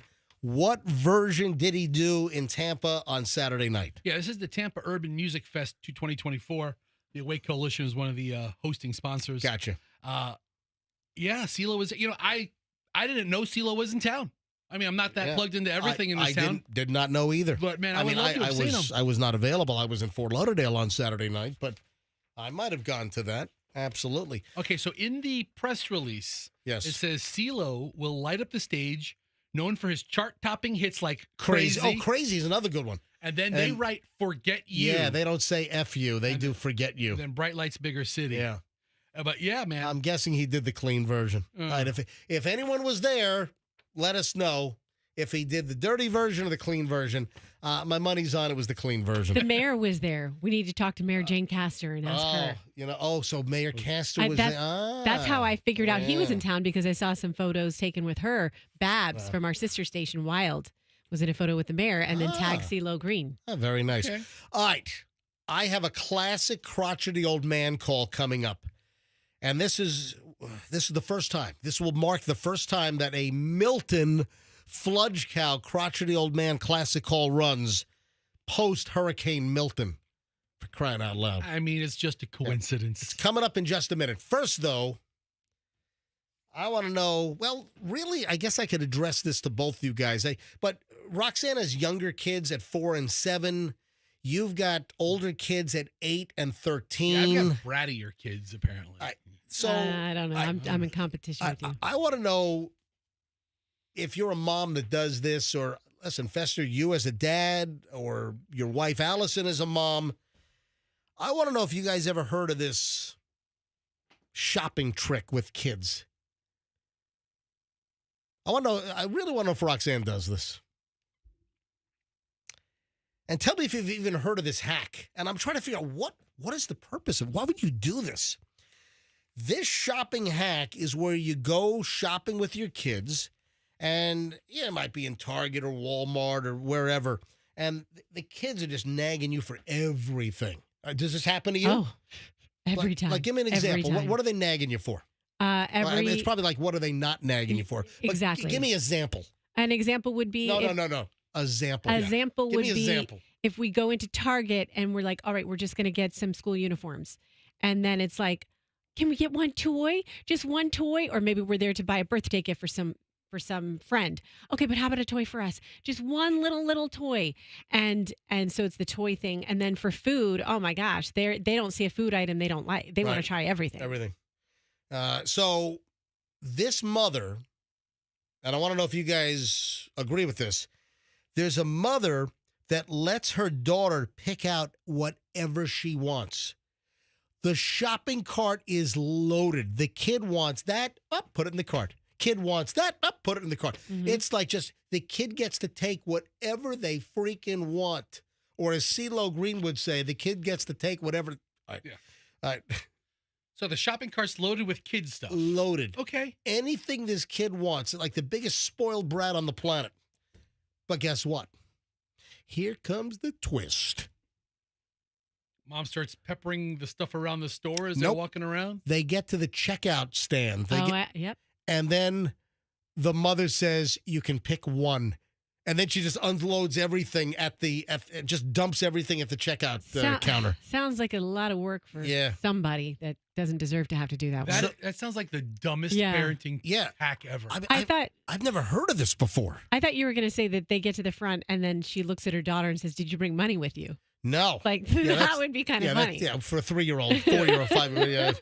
No, but the store employees then have to put all this stuff back. Yeah, that's the most inconsiderate thing I think any dolt of a parent could do to the employees. I'll tell you what really is inconsiderate. The people that put like ice cream back on an aisle. Have you ever seen that? No. Oh, come on. You've never seen that? Ice cream? Like cold ice cream and just set it on a shelf? I've seen people take... What? Yes, I've seen people that clearly have taken perishable goods out of the fridge and the freezers, and then they decide they don't want it. And instead of doing the right thing and taking it back and putting ice cream back in the freezer, people will just dump stuff on dry goods shelves. You've seen this. I've done that. Oh, my. Are you serious? What is wrong with you? I've done it both ways. I've taken like half gallons of ice cream, awful. and then you get over to like the other section. You're like, you know what? I don't think I want this. And I just put it next to something that's completely irrelevant and, at room temperature. And I've taken things from the other departments and stuffed it in the freezer. When I was in the freezer, like, you know what? I really don't want this. I don't want these Van de keys. Kamp's pork and beans. Let me just put them in the freezer next to the Turkey Hill ice cream. One time, I went to a popular local supermarket to get a sub sandwich that they're known for. And they put the wrong kind of condiment on it. And I didn't realize it till the guy was wrapping it up. So I ordered a second one that was made correct. But the other full sub with the wrong condiment, I put right in the freezer. They'll take it back if he put the wrong kind. Just hand it back. He put like this spicy honey mustard on it. I'm like, oh, that's not what I wanted. Or he put like way too much of it. Did you ask for it? I asked for mustard, and he put spicy honey mustard on it, and he put like a ton of it. I'm like, oh, this whole sub's ruined. Like slathered? Yeah. I'm like, come on, man, you got to know your condiment ratios. I love the word slathered. Mm-hmm. So I took it graciously because I wanted to be polite, and then I ordered a second one that was correct. And you dumped the other sub? I put it right in, like, I had to like move stuff to like put it behind like the Gordon fisherman like little fish sticks. They won't find it for a week, and it'll be rock solid when they do. But I've taken cold stuff. You're a pub sub dud. I've left it. I didn't say what supermarket. Okay, whatever. But, Okay. All right. but Okay. if the Publix in downtown near Amalie Arena found a frozen sub about, I don't know, 6 weeks ago, it was me. And you know what? If you're missing your hands Yeah. and you order a pub sub, they could put the pub sub on your nub. A pub I ate my sub pub nub. with my nub. Yeah, exactly. All right. So, Fester, Listen, I've taken cold stuff and left it at room temperature aisles. you I've don't. taken room That is temperature awful. What? Well, it's awful. Anyway, all right, let me it's get- reprehensible. Oh, let- let me guess. It's someone's job. It's someone's job to put it away. You're giving No, them that's stuff what to I do. say when I litter. Let When me, I litter, I say, listen, I'm giving somebody all a right, job. let me get back to the mom story. So this is awful. You let the kid pick out everything, and then when you get to the checkout stand, you tell them, "Up, you can only have one." First of all, that trick only works like once, right? I Yeah. mean, you can't do that over and over again. It Even a isn't- 3-year-old's going to catch on to that racket. Isn't it a colossal waste of time to sit there as the kid's contemplating Yeah. for 10 minutes what one item they want? It's easier just to say, put that crap back after they pick up the first thing, and you warn them within an inch of their life before you walk in. All right, listen to me, you sons of bitches. We're not getting anything today. So Look with your eyes. here's what happened. Somebody witnessed the mother doing this. They were behind them at the checkout at a store, and then posted like a video, and then did a narrative. Here's the verbatim. Listen to this. Apparently, she lets her daughter go into the store, pick out whatever she wants, but when she gets to the cash register, she picks a couple of items that they will buy and asks employees to put all the items back for her. So she got a lot of heat about it because people were like, "Girl, you're not putting those items back." The original mom then apparently made a follow-up post after the backlash, defending herself. So she found out about the post? But then she dug herself a further hole? I mean, that, to me, is that like psychological torture for the kid? Yeah. Yeah, that's kind of crazy. I don't know. It seems like, what's the point? It seems like you're just wasting everybody's time. Oh, this was a dollar store. I forgot to mention that. Okay. So it was at That's even Well, then Yeah. she should have just bought everything. I mean, how many things got Yeah. right? $15 a kid Yeah. thinks you they're got you're a billionaire. get the whole store for $15. There you go. Everything. I yeah. like to give my kids my Yucca app, and so they start to pick stuff out, and then I go, okay, go ahead and Yucca it. See what comes up, and then I go, poison. Yeah, you're Poisons. You're a terrible mother in a different way. You're telling your kid that everything on the shelf is poison. There is a notable passing, which we'll mention in a couple of moments. We found out about a legendary individual that has passed away. I mean, certainly a full life. It wasn't premature. So we'll get to that in a minute. First, though, what are you chuckling at? He said it's a full life. It wasn't premature. No, it's like, It's like- not it's like like the he person died in at 39. So it's like an old person? Yes. We all know Yes. this? Yeah, everyone Oh, knows yeah. this person. Daughter was on The Office and everything. All right, hold on. We'll get to that in a second. We have the opportunity to play the first Milton Fludge Cow classic crotchety old man call since Hurricane Milton, which I thought was going to just destroy Milton forever. But you know what? Milton's clawing back. I mean, hey, Milton's coming back. 2004, we still played Katrina and the Waves. Oh, Yeah. thank God you've answered. After Hurricane Ian, I still talk to my friend Ian Beckles. I mean, listen. We it's- still have Andrew here. it's- He works yeah, for us, Andrew, Hurricane yeah. Andrew. I mean, hurricane names are just coincidences. Yeah, and we did a survey, a caller survey, listener Yeah. survey, and everybody was happy. Everyone said, yeah, keep playing Milton I mean- Fludge Cow crotchety old man calls. All right, here's the deal. Hurricane Harvey, and then that, Harvey Weinstein. Yeah. perverted creep. I mean, they have nothing to do with each He other. was still doing stuff in potted plants. Yeah. A lot of trees got knocked over in both situations. Yeah. All right. Saw a story from right here in Florida that prompted me to whip out a classic crotchety old man call. We have a Lexus owner who's been charged with insurance fraud here in the state of Florida after a crash on the Florida Turnpike. What happened? Why am I about to play a Milton Fludge Cow crotchety old man call? This Lexus owner was smacked with insurance fraud charges. Why? Deliria Nieves Vasquez, who I think is delirious. Mhm. Deliria is delirious. 20 years old. Oh, she's going to learn young, isn't she? She's from Ocala. She was served with a warrant charging her with insurance fraud because of an accident on a crash that happened on the Florida Turnpike in Sumter County. Her 2003 Lexus struck a guardrail, a concrete traffic barrier, and then someone driving a sporty Dodge Caravan. According to the probable cause affidavit from the Florida Department of Financial Services Bureau of Insurance Fraud. So what happened? So this happened a little over a year ago, and they've just charged her. So her insurance lapsed on August 30th of 2023. So she's driving around with her Lexus with no car insurance.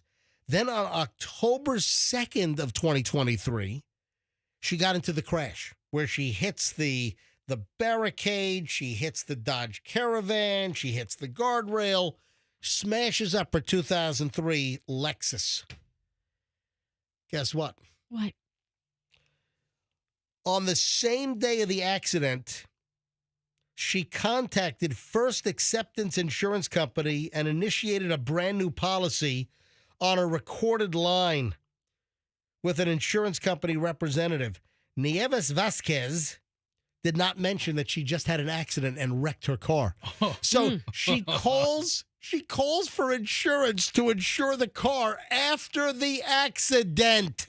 It doesn't go like that. Company representatives became suspicious when a claim was then filed with the insurance company the same day the new policy was instituted.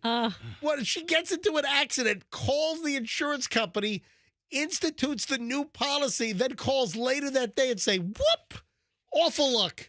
I just had an accident right after I initiated my new insurance policy. Well, They're going to figure that one out. yeah, they're not morons. So an investigation led to the fact that she committed insurance fraud. Just like Milton Fludgecow. How may I help you? Oh, thank God you've answered. Is this car insurance? Yes, it is. I need to be covered immediately. Okay, well, do you already have insurance now with us? No, I don't. In fact, I don't have any coverage whatsoever. And I've just been involved in a car accident. I'm in the vehicle right now. I'm pinned and the rescue squad is on the way. Well, I don't... Hold on a minute. Hold on. Here they come. Hold on a minute. Here comes the rescue squad. Do you hear them? Yes, I do. Hold on. Okay, the rescue squad has just arrived. I need to get insurance immediately. I can't get you insurance without you being present here in the office. I need to insure my 1989 Lincoln Mercury Grand Marquis. It's gold. I'm sorry, but I cannot insure your vehicle right now while it's involved in an accident. I need to insure it immediately because I ran into some type... I cannot. What? That is the law. I cannot. I rammed into a bus, and I think it's a gasoline tanker truck. Well, I'm sorry. Hold There's on. nothing I can do for you. I can transfer you to my quote line. You can get a quote. What does Amoco sell? Who? Amoco gasoline. Yes, that's what I just ran into. I'm stuck in the vehicle, and I'm waiting for the... Oh, here comes the firefighter now. Hold on for 1 minute. Sir, just please remain calm. We're going to get you out of here as soon as possible. Okay. Captain, we need the jaws of life, please. Uh-oh. What are the jaws of life? They have to cut you out of the car. Okay, I'm okay. The car is just wrapped around me like I'm in a cocoon. Well, why are you calling to get insurance? Why aren't you calling your family members to come and get you at this accident? Hold on a sec. The firefighter's coming back to me. Don't move now. We're going to put this neck collar on you. Okay, yes. Stay still. Sir, please, don't move. I won't move. Okay, they're putting a neck collar on me. All right, so what do I have? Do I have to give you my Visa or MasterCard number?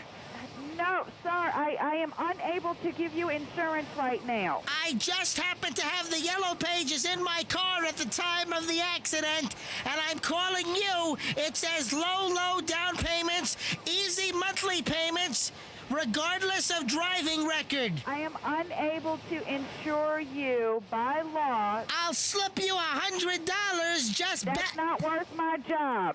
Just backdate it. It's not worth my job. Because right now I think we're looking at serious damage to my vehicle and the bus that I hit, as well as the gasoline tanker truck. I am very Sir, could you sorry. put the cell phone down, Oh, please? yes, Please, put it down. I'm putting the phone down. Put it down now. I'm putting the phone down. Okay, okay. Wait a minute. Wait, can you hear the fireman?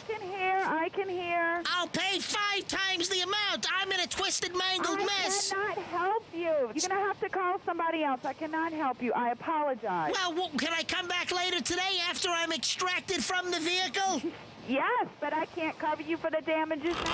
Hold on a minute. I have a few more questions, but they're starting to rip the roof off. I really think that you need to call your family members. No, I don't have any family members. They're all bastards, and they left me.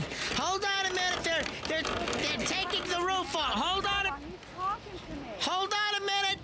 They're taking the roof off. I can't hear you. Hold on.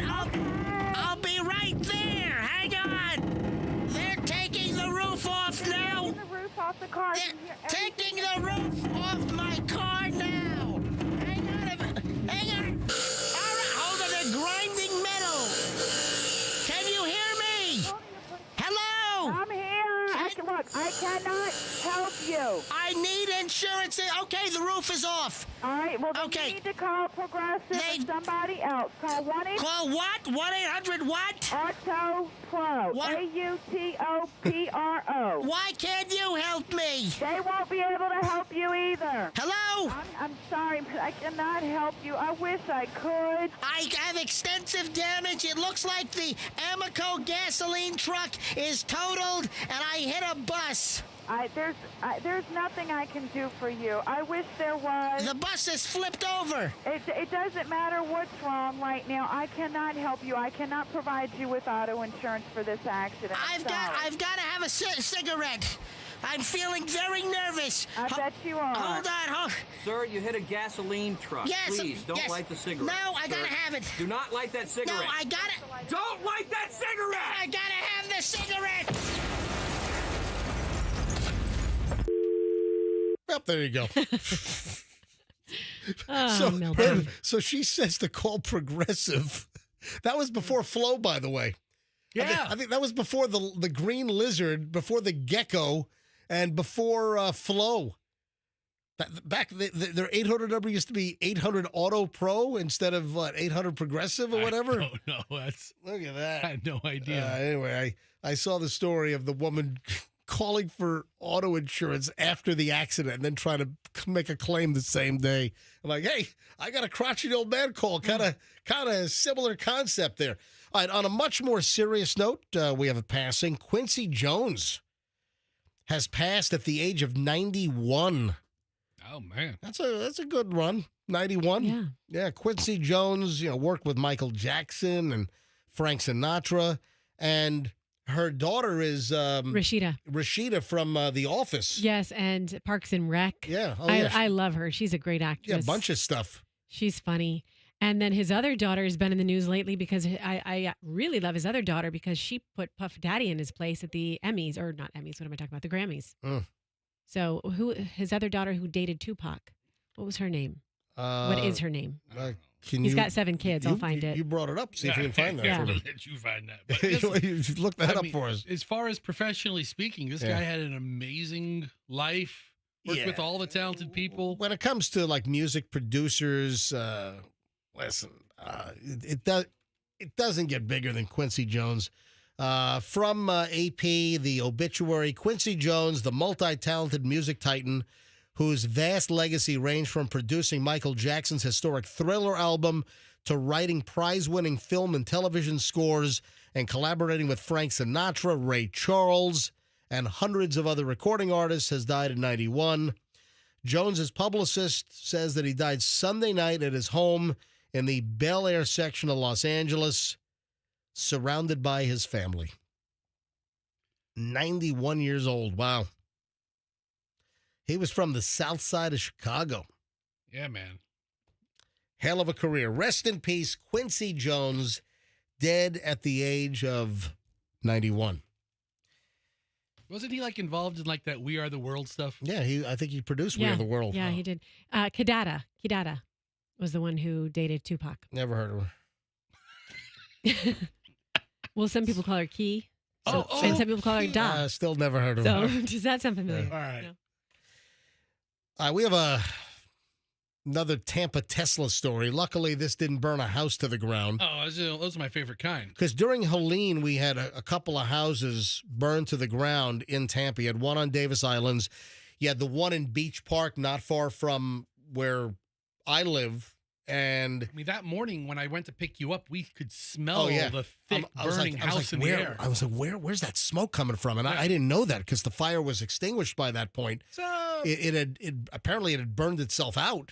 apparently, salt water intrusion on the Tesla battery isn't the best thing. Not good. And remember, we had the family on. We had the Murphys from Murphy Auto.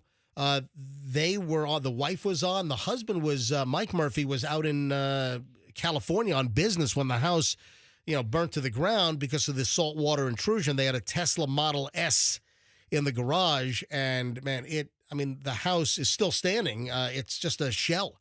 All you have are the 4 masonry walls, and the entire inside of the house is like a cremation. I mean, it's ashes in there. And it's unbelievable. I got to imagine they're going to demo that shell pretty soon. I would think so. Hey, after you share your new Tampa Tesla fire story, I've got a Dunedin Tesla fire story I've been meaning to tell you about. Because my Tesla story involves a Tampa toddler, but it's not involving a fire, thank God. Oh, a Tampa toddler. Okay. Yeah. Tampa toddler Tesla? Man, I had so many people send this to me. Here's one of the, I printed this out. Here's one of the DMs that I got on my Instagram at Certified MJ Radio. Not sure if you saw this, but another issue with Tesla. A child was locked inside because of more issues with their app and battery on Halloween. Would love to hear the morning show's thoughts. This has been happening to Tesla owners, but first time I've heard of it with a child locked inside. Yeah.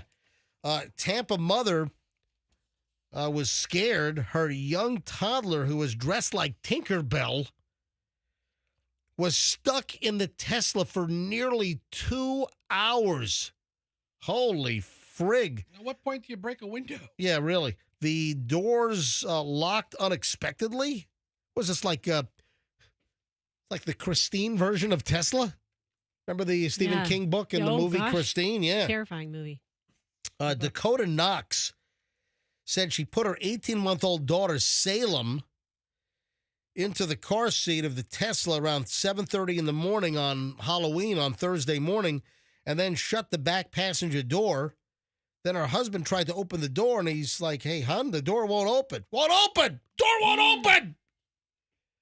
I'm trying the app. It won't work. Handle won't work. Yeah, all the doors of the vehicle locked. I mean, almost like the car was possessed. And you've got Salem inside in a Tinkerbell outfit, strapped inside the car seat. The manual key would not open the vehicle. Restarting the Tesla app did nothing. Holy crap. Turns out that the vehicle's 12-volt battery, which powers the locks and some other things, I guess something went wrong with that battery. Huh. Tried to jumpstart the 12-volt battery. Nothing worked. Knox then called Tesla and said staff told her they couldn't send someone until the afternoon. What? Sorry. It doesn't matter. You got an 18-month-old baby stuck in the back of the Tesla. We can't send anyone until this afternoon. You don't call the dealership for emergencies, you call 911. That's some pretty speedy service if you need a tire repair. But if your kid's stuck in the car, you call 911. Or call 411. No, call 911. Yeah, call 911. 411's like... Yeah, I'm kidding. I'm joking. Yes, the number to the fire department, please. Yeah. According to Knox, they figured out how to manually open the doors of the Tesla Model 3, but it was near the front seat, so the Tampa police officers snaked a piece of equipment through a crack in the back window. So a lot of times when you close the window on these Teslas, they'll vent themselves. Oh, that's right. You have a Tesla. And it'll give you like a little half-inch gap just to keep airflow through them. Gotcha. But the kid, the 18-month-old little Tinkerbell, was stuck in the Tesla for 2 freaking hours. It's a long time. It is a long time. Yeah, that's... I mean, there's a break the window time where it's like, you know Yeah. what? Screw it. We just got to do I it. think so. I mean, they sell these windows. They're easily replaced. So, yeah, it sucks. Yeah. All of these cars, all these Teslas have a manual override. If anything happened and the electric system failed and you were inside, as an adult or somebody who can move, I mean, this kid was in a child seat. He couldn't get out. But the you can get out. mother did an interview with Fox, and she said that she usually gets warnings and updates about any issues from Tesla. Yeah. But she said she did not get a notification that the 12-volt battery needed to be replaced. Is it like a Duracell or something? No, a 12-volt car battery, I would imagine. So wait, listen to this. The kid gets stuck in the Tesla at 7:30 in the morning because the 12-volt battery's dead and the kid's locked inside. She got a notification from Tesla on her phone, on her app at 12:15 that afternoon. So 5 hours after, oh, by the way, your battery's going dead. You need a new 12-volt battery. Meanwhile, the kid was already stuck in the car hours ago. Yeah, so now she's telling the story because she wants other parents to be aware, and she wants Tesla to be awakened to this little flaw in the process. Yeah, seems to be a problem where they can't get out and they don't have an override mechanism. She says, I love our Tesla up until this moment. This was terrifying. Or ask Mike Murphy and his wife what they think about their Tesla, which burned their house to the ground. Wow. I don't even know whose house it was in Davis Islands. That one also went up in smoke. Yeah. It's terrible, terrible stories. Well, speaking of house fires, I heard a friend of a friend, so this is a third-person account, but they were house sitting in Dunedin during the storms and moved. And so this guy has his own home, sea level, and he drives a Tesla. So he's house sitting for a neighbor who's on higher ground. So he brings his Tesla to his neighbor's house while the neighbors are out of town. And he's keeping an eye on the house. As it's no, he burned the neighbor's house down? Yes. He burned the friend's house down with his destroyed- Tesla? He destroyed the friend's house with his Tesla. Oh, my God. That's a mess. And this was during Helene? I believe it was, I don't know which one it was. It but had to I- have I- been Helene because would that have was the been water Helene. That was surge. the Yeah, that was the one. storm surge, so it must Yeah, have I been think it was Helene. Helene. Yeah. Holy crap. Wow. That sucks. Yeah. You don't burn your own house down with the Right. Tesla. You burn your friend's house down with your Tesla. What a mess. I mean, it sucks and it's really fortunate. That's at the same awful. time. And Andrew wants me to grab line 6. Okay. Hi, good morning, MJ Morning Show. Who's this? Good morning. Lopez. Hold on one sec. Let me turn. The Fesser's got audio playing here, and it's going down your phone line. Just let go. I got it. All right, let go. All right, I got to shut this off. All right, go ahead. Who's this? Mrs. Lopez, I'm Adriana's mom. Okay. Well, welcome to the MJ Morning Show. Thank you. We're listening as we're taking her to school. And I wanted to say thank you for letting her listen to one of your skits of Milton Fletchkow. Oh, how old is your daughter? She's 14. And was that the first time she ever heard Milton Fledgecow? First time ever. Wow. And I guess she liked Milton. You know what? There's a whole generation of kids out there that haven't heard Milton Fledgecow, the crotchety old man. So she liked it. Yep. I've been an avid fan way back when you were MJ and BJ. So. Oh, yeah. Well, thank you. Listen, I try to sprinkle in classic crotchety old man Milton Fledgecow calls when warranted, okay? Yeah, she's wonderful. So she wants to say thank you to you personally. Oh, yeah, put her on. Okay. Thank you so much for playing it for me. And what your name is, did you say Andrea? Adriana. Oh, Andriana or Adriana? Andriana. You know who Adriana was, don't you? No. That was Christopher's girlfriend from The Sopranos. I don't know that a 14-year-old would know what a mob show from 15 years ago. Now, listen, you're 14 years old. Have you seen The Sopranos yet? No. All right, you got to start watching The Sopranos. All right, do you guys have HBO or Max? No. Well, you got to go get it. Go subscribe and watch Sopranos all seasons. You'll love it. Come over to MJ's house. Yeah. You can watch him there. Hey, Andriana, have a great day at school. Thanks for calling, and I'm glad you liked it. Thank you. All right, bye, guys. So Okay. I will tell anyone who just recently found out about Milton Fledgcow and his calls, there's a bunch of them bootlegged on YouTube. Stop it! I want to get those removed because Yeah. I should I mean, monetize this. I'm looking. It's my property. I ought to monetize You this. should, but there are dozens of them. Yeah, there are. All on YouTube. Yeah, and people have put all my crotchety old man calls on YouTube. I need to get them all yanked off so I can monetize it and make $36 a month. yeah, it's about what you'd make.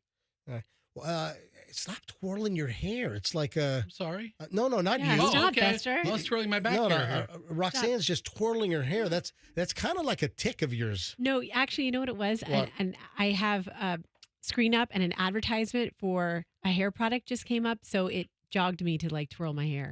Okay. This is the power of suggestion of advertisement. Fantastic. But I do it quite often. I also saw, and I don't know if this is appropriate because I got to get to my P. Diddy pile here. I don't know if this is appropriate. Did you see that they were testing all of the Macy's Thanksgiving Day parade floats in New Jersey over the weekend? Did you see this? No. Yeah. Is this new? I thought I read somewhere that now they have to actually physically test the balloons in sort of a real world style environment instead of just blowing up the balloon. You know, that's a big deal. But just Like- letting it roll on Thanksgiving morning. Yeah. So I don't know if you've ever seen this or heard about it, but the night before Thanksgiving, there's a big deal up in Harlem where they start blowing up all of the massive balloons for the Macy's Thanksgiving Day parade. Yeah, to get everything in line for the parade. Okay. Go do a search quickly. Bring up the story. But I just thought this was grossly inappropriate. The new P. Diddy balloon for the Thanksgiving Day parade. Right. And I guess they've teamed up with Johnson's & Johnson's baby oil. Oh, stop it. Yeah, so it's the P. Diddy J&J Johnson & Johnson baby oil balloon. And is this it? Yeah. There's the big Johnson & Johnson balloon. Yeah, look at that. So it's P. Diddy at a freak-off party, and he's got a bottle of Johnson & Johnson baby oil in one hand, and he's got a bottle of lube. It's going to be staged between Yeah. Snoopy and the green eggs and, And ham. the Grinch. The The Grinch or something, yeah. yeah. Yeah. No, I'm kidding. Roxanne, there's no Johnson & Johnson Yeah, baby yeah. oil P. Well, Diddy balloon. There is a P. Diddy balloon with GHB, but that's That's not later in the that's parade. All right, so different parade. a couple of P. Diddy stories. First, though, the Jamie Foxx Netflix show. Yeah, that's coming out soon. Before we get to that, Yeah. your daughter, Yes. arguably your favorite of the two children, That's not true at all. arguably. I didn't Yeah. say, but Make Yeah. a case a for case either. could be made. What? She wants us to shout out her Lyft driver, Zachary. Hang on. She wrote- Hang on. Get her on the phone. Hang on. Yeah, she texted me 2.5 minutes ago. Was her Lyft driver listening to the show this morning? She might have just jumped out of the car. It's that weird, funky time for her. But she sent me a text at 8:19. Hello? She's available, Fester. Hello, Chloe. I'm in an elevator. All right. So I'm in a radio studio. What do you want me to do Yeah. about it? Okay. I can hear you. I can hear you fine. All right. So you just got out of. Okay. Was the Lyft driver listening to us? I told him he just moved here from Chicago, so Zachary, if you're listening, he just moved here to Tampa. So I told him to turn you on. Oh, and he was not aware of the MJ Morning Show yet. Mm-mm. Oh, very good. So Zachary, the Lyft driver, was his driving acceptable? Yes, it was more than perfect. He didn't hit any guardrails? No, Didn't veer off? Didn't rear end any cars? no. All right, excellent. So Zachary, the Lyft driver that took Chloe to work this morning, thanks for listening to the MJ Morning Show. Lock us in on button number 1 in your car, 104.7 FM. Hold it right now. Push that button until it goes beep. And you know what? Set every button. 1, 2, 3, 4, 5, 6. Set them all to 104.7 FM. I just think Chloe is really abusing the fact that Dad has a radio show by giving shout outs to gig workers. I'm sorry, Chloe. Hey, Chloe, while I have you on, folks, I'll get to the Jamie Foxx and the P. Diddy stuff in just a second. But can you explain, you and Chet, you went to the pig jig yesterday, but you didn't get any food. Can you explain what happened? Can you explain the whole, I don't understand what happened. I think it was just more of a private, like there were so many companies and tents set up for the companies. And I don't know. I think it was just more when Chet went last year, he said that he was able to sample so many different All right, companies. so what changed? Now, I know the pig jig had to be rescheduled because of the hurricanes. And was it so? It was not a normal pig. Typically, pig jig in Tampa is on a Saturday. So pig jig yesterday was obviously a Sunday, and it wasn't the same as a normal pig jig year. Is that it? I guess not. I don't know. So I had nothing to compare it to because this was my first time. All right, but you got there and you guys got no food.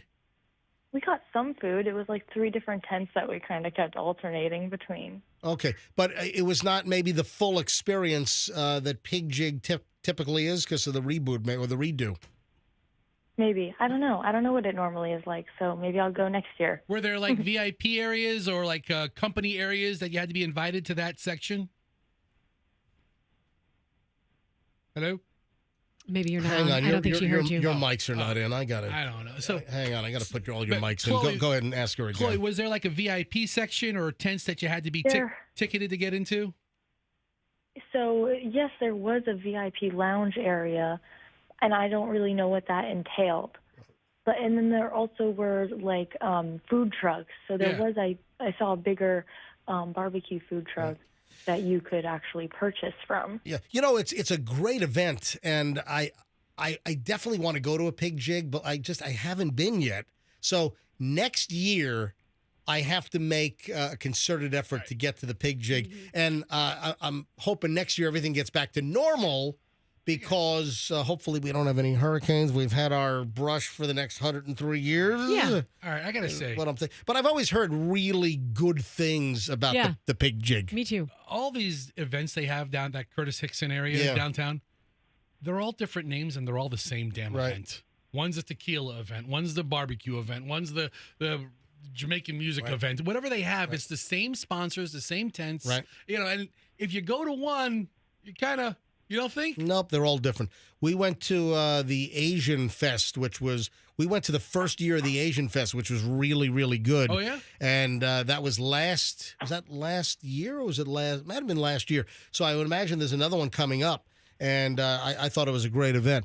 All right, Chloe, have fun at work, okay, sweetie? All right. Have a good day, guys. Oh, I was just thinking about you. I saw online somewhere in the Bay Area. How can you say that the Asian Fest is the same as like it's a the different barbecue theme. pig jig? It's a different They're theme. all different. And pig jig, they usually have an act playing. Was it who played pig jig this year? I think it was a pretty big name actually. Yeah, CeeLo Green walked down there from the Urban Music Fest at Armature Works. It wasn't CeeLo. All right, pig jig. Drop those bleeping ribs. All right, moving along. No, but I've always heard really, really good things about the pig jig, but this year was just kind of discombobulated, I guess, because who thought we were going to have 2 back-to-back freaking hurricanes? Yeah. All right, so next year pig jig will be back to normal. I guess they typically do it on a Saturday. Who'd you say? Dierks Bentley was the act. Oh, he plays country and western. He plays both kinds, country and western. Good. All right, so on to Jamie Foxx.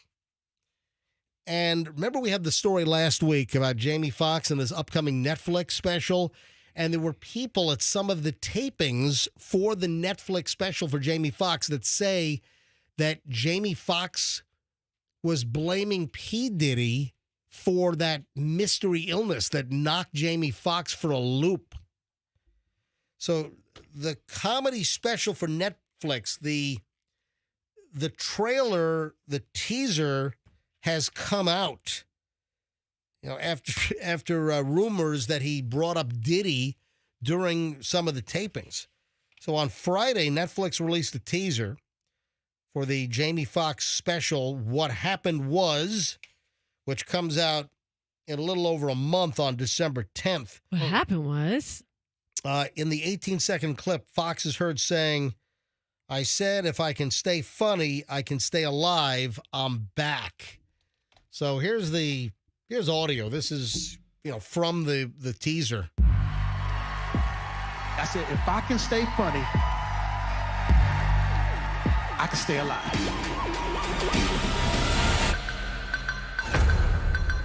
I'm back.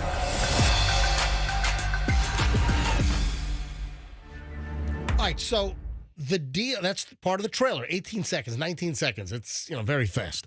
So what came out last week is reports were from people in the audience at some of the tapings that Jamie Foxx said something about that Sean Diddy Combs was responsible for his hospitalization.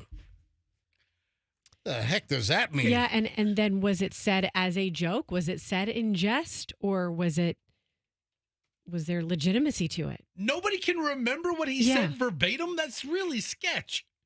I mean, it's a big concert hall. There's probably a couple of thousand people there, you'd imagine, right? Of a big performance. Nobody recalls exactly what he said. Nobody had like the meta goggles on and can record it. Earlier this month, oh no, they like make you lock up all your electronics. They don't allow you to have a phone where you can video. Not a phone, but listen, anything. They have like RF detectors, and they're using night vision goggles in these events to make sure that nothing's recorded, so that no one can leak something ahead.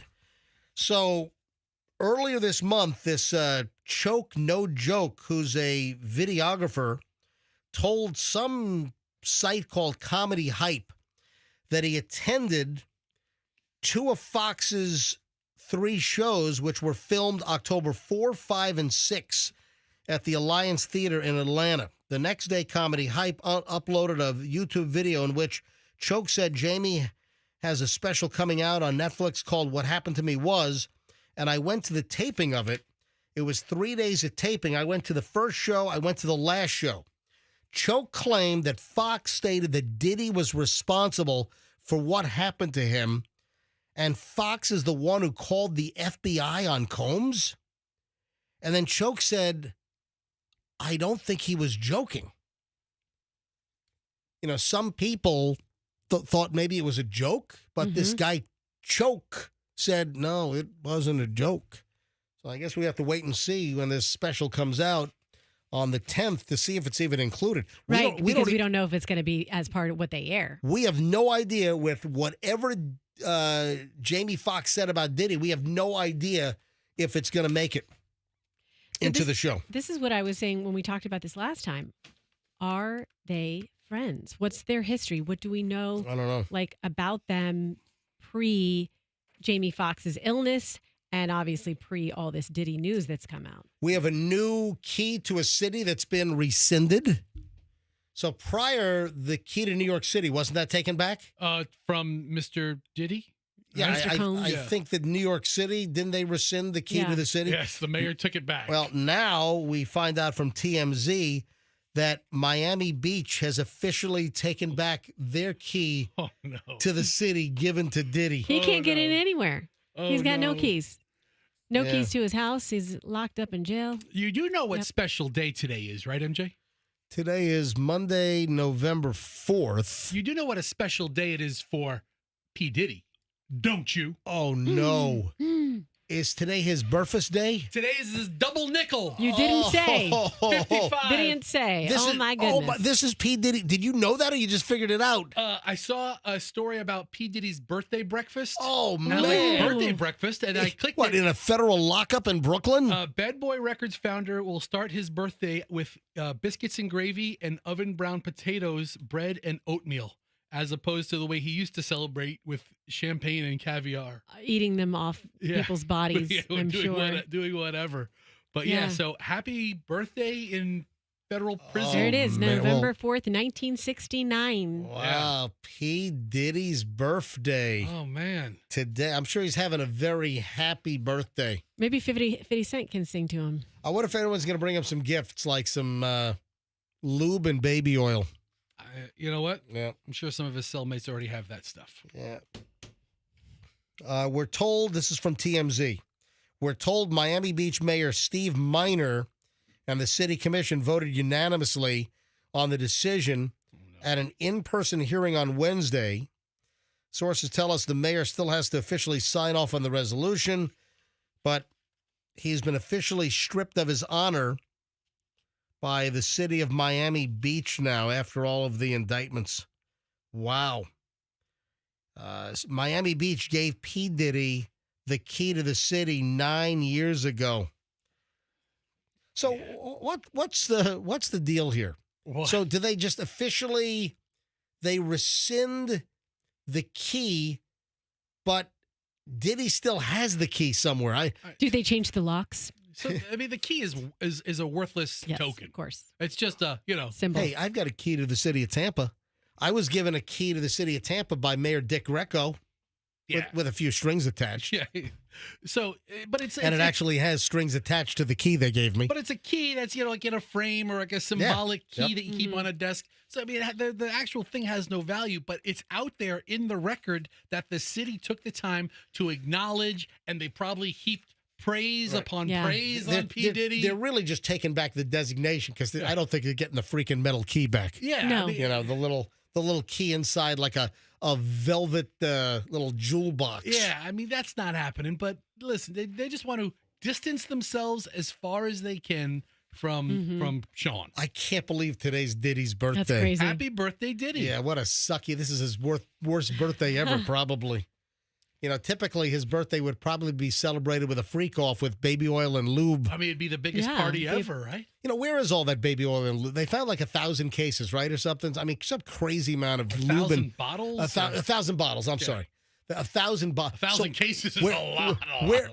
Where is all that lube and baby oil right now? Donate it to people with eczema like myself with dry skin. It's in an evidence locker. Yeah. Is that all in evidence at the Southern District of New York's evidence locker? Or? You know what, dude? If I'm the attorney, I'm entering it into evidence and I'm having it walked into the courtroom one case at a time. Or does that stuff make it to big lots? Mm. Dude, Yeah. have you been to an Ollie's? No. Oh, man. What is Ollie's? Ollie's is like the new Big Lots. Yeah, because Big Lots pretty much, are they open anywhere or are they like totally shut down? They're still open. There's still stores, but they're having their thing. But you got to make a trip to Ollie's. There's a couple Ollie's, good stuff, cheap? Yeah, there's a couple of them in Tampa. Where? And, I think there's one in I've never even seen one. Town and Country. So what are they? They're buying just all closeout stuff? Ollie's buys everything. You never know what you're going to find. It's worth the trip. Really? And what is the day that Ollie's restocks, or is it constant? It's not stop. Not stop. You know what they have a lot of? What? They have a lot of baby oil and lube? Tons. Yeah. They have a lot of like potato chips you don't normally see in stores. Oh, okay. Like a lot of the off flavors that real unique stuff. But you got to go to Ollie's. So Puff's handlers, if it was a freak off, it'd be like, "Hey, did you remember to go to Ollie's?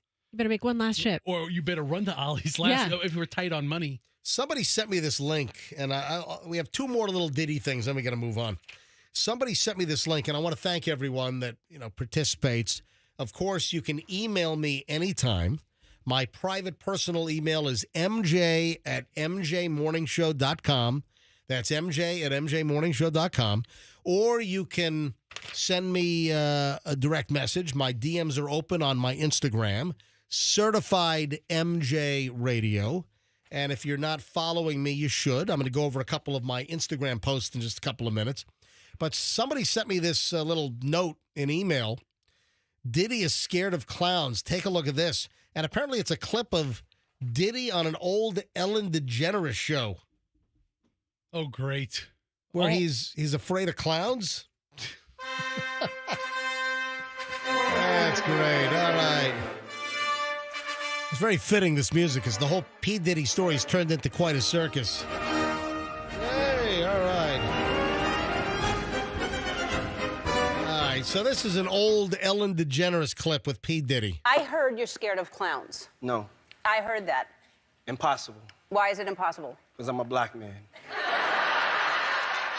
You can be I scared. have so many other things to be fearful of. A clown is not going to scare me. Really? Yes. I'm not afraid of clowns. But I heard that you were.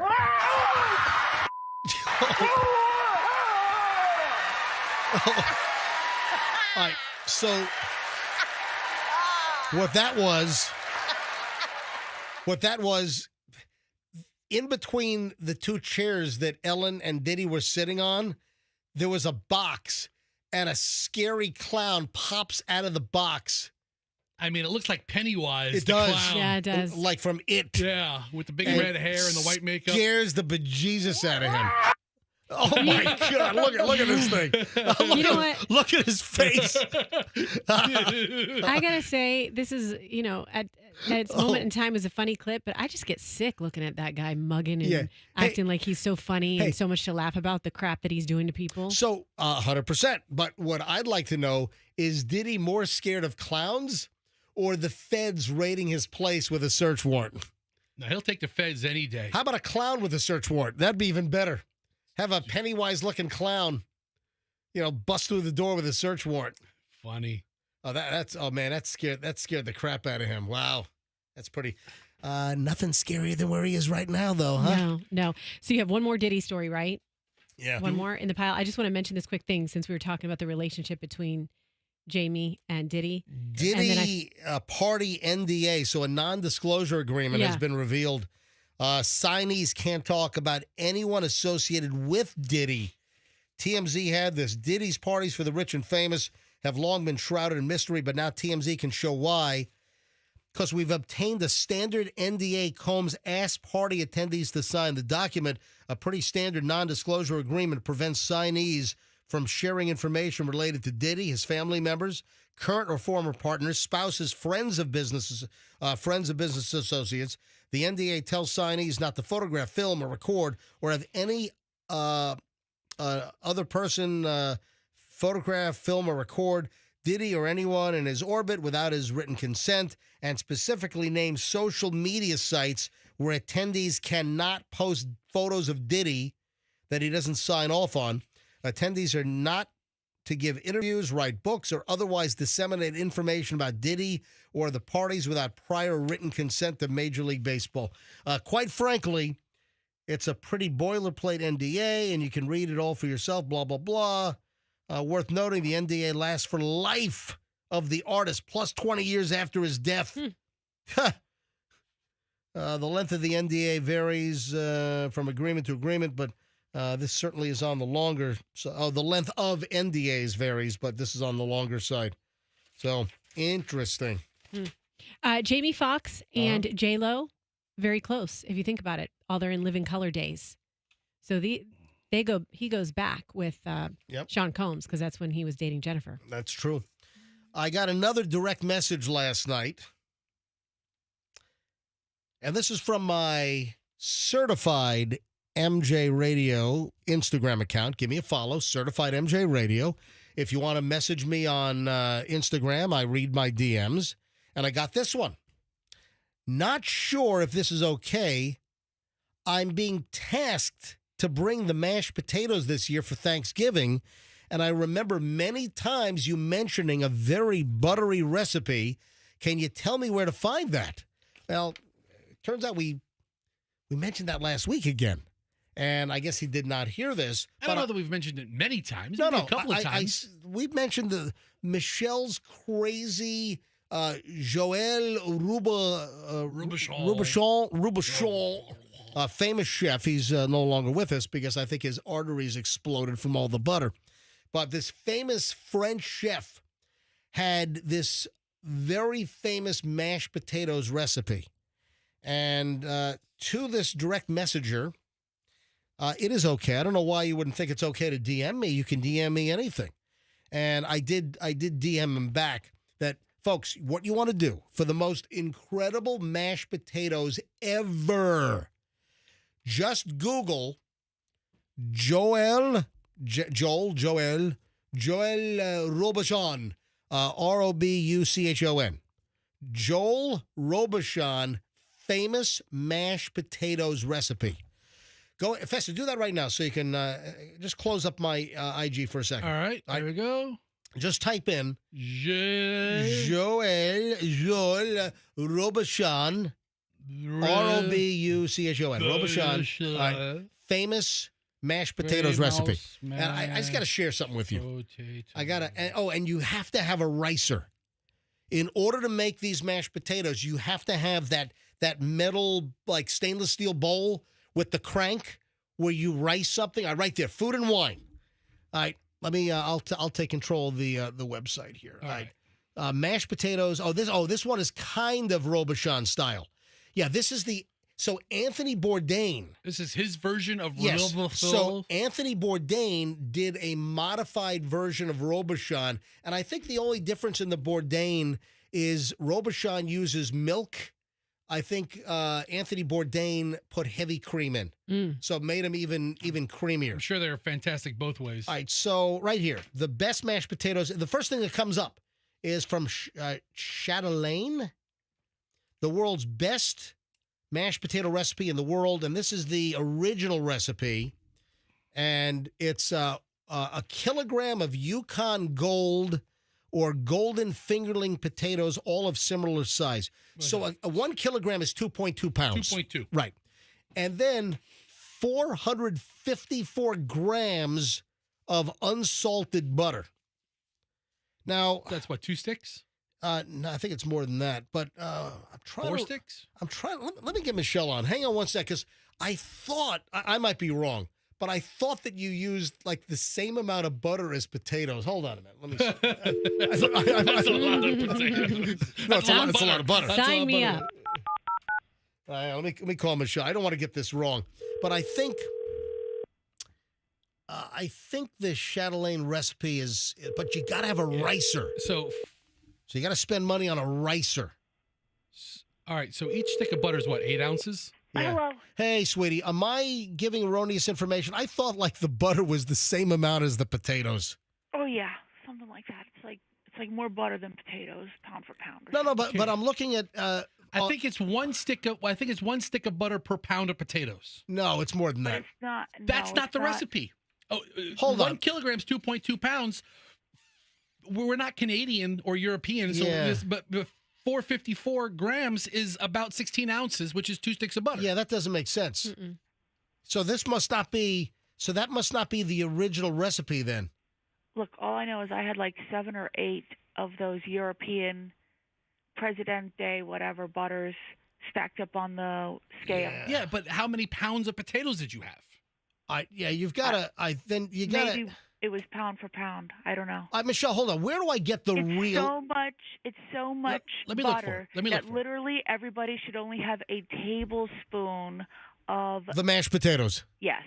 It's not like mashed potatoes, like Americanized, where you're dumping gravy on it. All right, hang It's on, hang literally on. like a All tablespoon. right, hold on a second.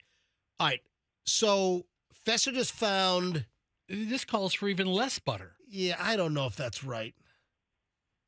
Michelle, I just remember you made this and you had so much butter. I'm like, is this a Yeah. joke? All right, so Michelle, forget about this Joe Robuchon guy. Robuchon. Joël Robuchon. Do you I have need that special device. Do you have a ricer? You got to get a I do. ricer. Do you have the recipe written or somewhere where you could find it? Because people have been clamoring for MJ to put it on his IG, that's Yeah. IG, or My his IG, Instagram. or put it on our Facebook page or the web page or something. Do you have the actual recipe written down anywhere? People don't want Joel's recipe; they want your recipe, Michelle. Oh but- no, I used his recipe. Yeah, but it says ingredients: 1 kilogram potatoes, 2.2 pounds. and then 250 grams of butter, diced and kept well chilled until use. And that's almost Yeah. half of what the That other must one have calls been for. what I did. But the other recipe called for twice as much butter, Yeah, 454. so I'm confused because I know the butter amount is I ridiculous. used his original recipe. I literally I watched his video. All right, we got to go to the All video. right, we got to go to the. Let's go to the videotape. Let's go to Yeah. the tape. All right, so folks, hang on, just be patient, and I'll find. And I did it twice. Remember, because like I made it like a couple days before to make sure that it was right, Yeah. and I wasn't really happy with it. So then I did it again. Right. Hmm. And then how much is the ricer? You got to get a good stainless steel Oh, ricer. you got to get you got to get. I think it's made in Germany, or maybe it's that Rosely or ROSLE. I think brand. I don't know. I just took it out yesterday or last week. But to, if you try to make You need make it. these famous Yeah. potatoes without the ricer, you're not going to get the right Forget it. result. forget it. Forget it. Exactly. So you gotta buy a good quality and it's called a ricer. It's called I don't know if that one's called a ricer, but they have a hand one like the one I use when I make egg salad. That's why it's so good because I All right. rice up the yolk. You know what? All right, listen. You know what we have to do? What we're are we? we're gonna have to. Maybe we'll do a test run. Well before Thanksgiving, I gotta shoot. yeah. I gotta Oh, shoot. yeah. Listen to me. Yeah. Before Thanksgiving, let's do a test run, and I'll shoot a video, and I'll post it on Instagram with enough time for people to buy the stainless steel ricer and then the actual ingredients to make the real Joel Robuchon unbelievable mashed potatoes. Because you don't want to have just one heart attack. You want to have two. Exactly. Why have one when you can have two? All right, so a ricer. Double your pleasure. It's you know what? It's a BOGO. The ricer that I'm looking. Hold on a minute. Andrew's telling me I got to take a call. The ricer that I'm looking at Michelle, online looks like a big garlic press. All right, hang on. Let me lock you in. Let me grab. Who is it? I'm grabbing who? Let me grab Chris in Tampa. Hi, Chris in Tampa. You're on the MJ Morning Show. MJ. Yes. I listen to your show every morning. You're great. But that actually is Julia Child's famous recipe. So that it calls for 1 stick of butter per pound of potatoes. Okay. And so, the ricer can be purchased at Hammickle Schmecker or whatever that. I like how you say forget it. the name of that. Yeah, Hammaker Schlemmer. There you go. That's it. Oh, And you the probably other get. You can just go online. So Michelle has a brand. Michelle, of course, researched the best ricer, and it's some German version. Listen, I'll shoot a video within the next week or so. Plenty of time before. Yep. is the most important thing because that actually makes it the creamiest. Yeah, so that's what Michelle said. That's why Michelle said if you don't have the ricer and you're trying to make these mashed potatoes for Thanksgiving, forget it. You got to have the ricer. Yep. But people have to understand there's a big difference. I think this caller would agree with me. There's a big difference between mashed potatoes and whipped potatoes. And whipped potatoes, correct. Yep. If you Hey, Chris, are you a chef? You need to have a whisker or a beater or something, but this one is doesn't work. Yep. Hey, See? Chris, are you a chef? Listen, I can't even cook toast. My husband actually is the one that cooks everything Okay, in my all house. right. 'Cause I can't cook anything. All right, But you've seen it happen. I actually bought that ricer. I buy all the pots and pans in the house and whatnot, but the ricer I bought I swear it was 30 years ago, and I bought it in Amsterdam. Brought it back to the States, and I've used it for the last 30 years. Yeah. You probably have a really good one. The thing, believe it or not, it's plastic. They can't have a plastic ricer. And believe it or not, works? but the stainless steel part is the two ricers are stainless steel. So, but it works good mashed potatoes. You know those different purple potatoes and whatnot. Any type of potato, anything that needs to be mashed, a ricer is the best thing. Yep. All right. Hey, thank you, Chris. Thanks for calling in. Thanks for having me. Have a good day, guys. You bet. You too. Yeah.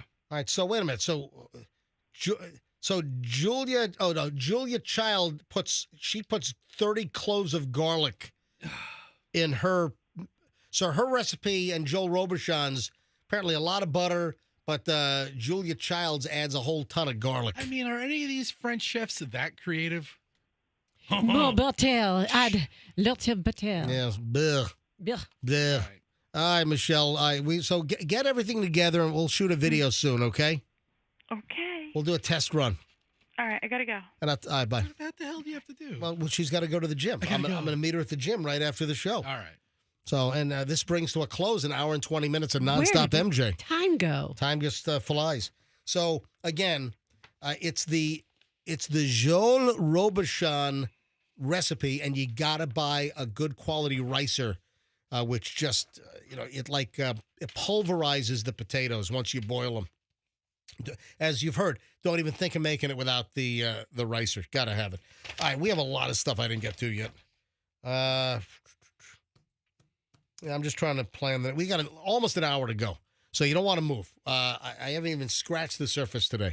We got the Buccaneers in Kansas City. I'm afraid it's going to be a butt beating tonight. I don't think this is going to be a pretty game. A butt beating? It's going to be a butt beating from the Kansas City Chiefs. They're going to be arrowheads all shot into the Bucks' butts tonight. Is Taylor going to the game? Because I think she wrapped up her tour. Yeah, probably so. Interesting. Oh, and then Travis Kelce, he's had a sucky season. It's like the whole Taylor Swift thing, though, is a distraction. And then, did you see there's a video of Travis Kelce freaking out and smashes a fan's cell phone. So that was Jason Kelsey, Oh, the brother who's now retired. Oh, hold on. Okay, so it wasn't. It was the brother that smashed the phone. Yeah, he works for ESPN. All right. He's on doing College Game Day, walking through the crowd. All right, so I've got that coming up. So it's the other Kelsey brother. He was the Eagle. Yeah. The retired Eagle. Gotcha. All right, hold on to that thought. We'll get to everything next here on the MJ Morning Show on Q105. Stand by. If you have roofing.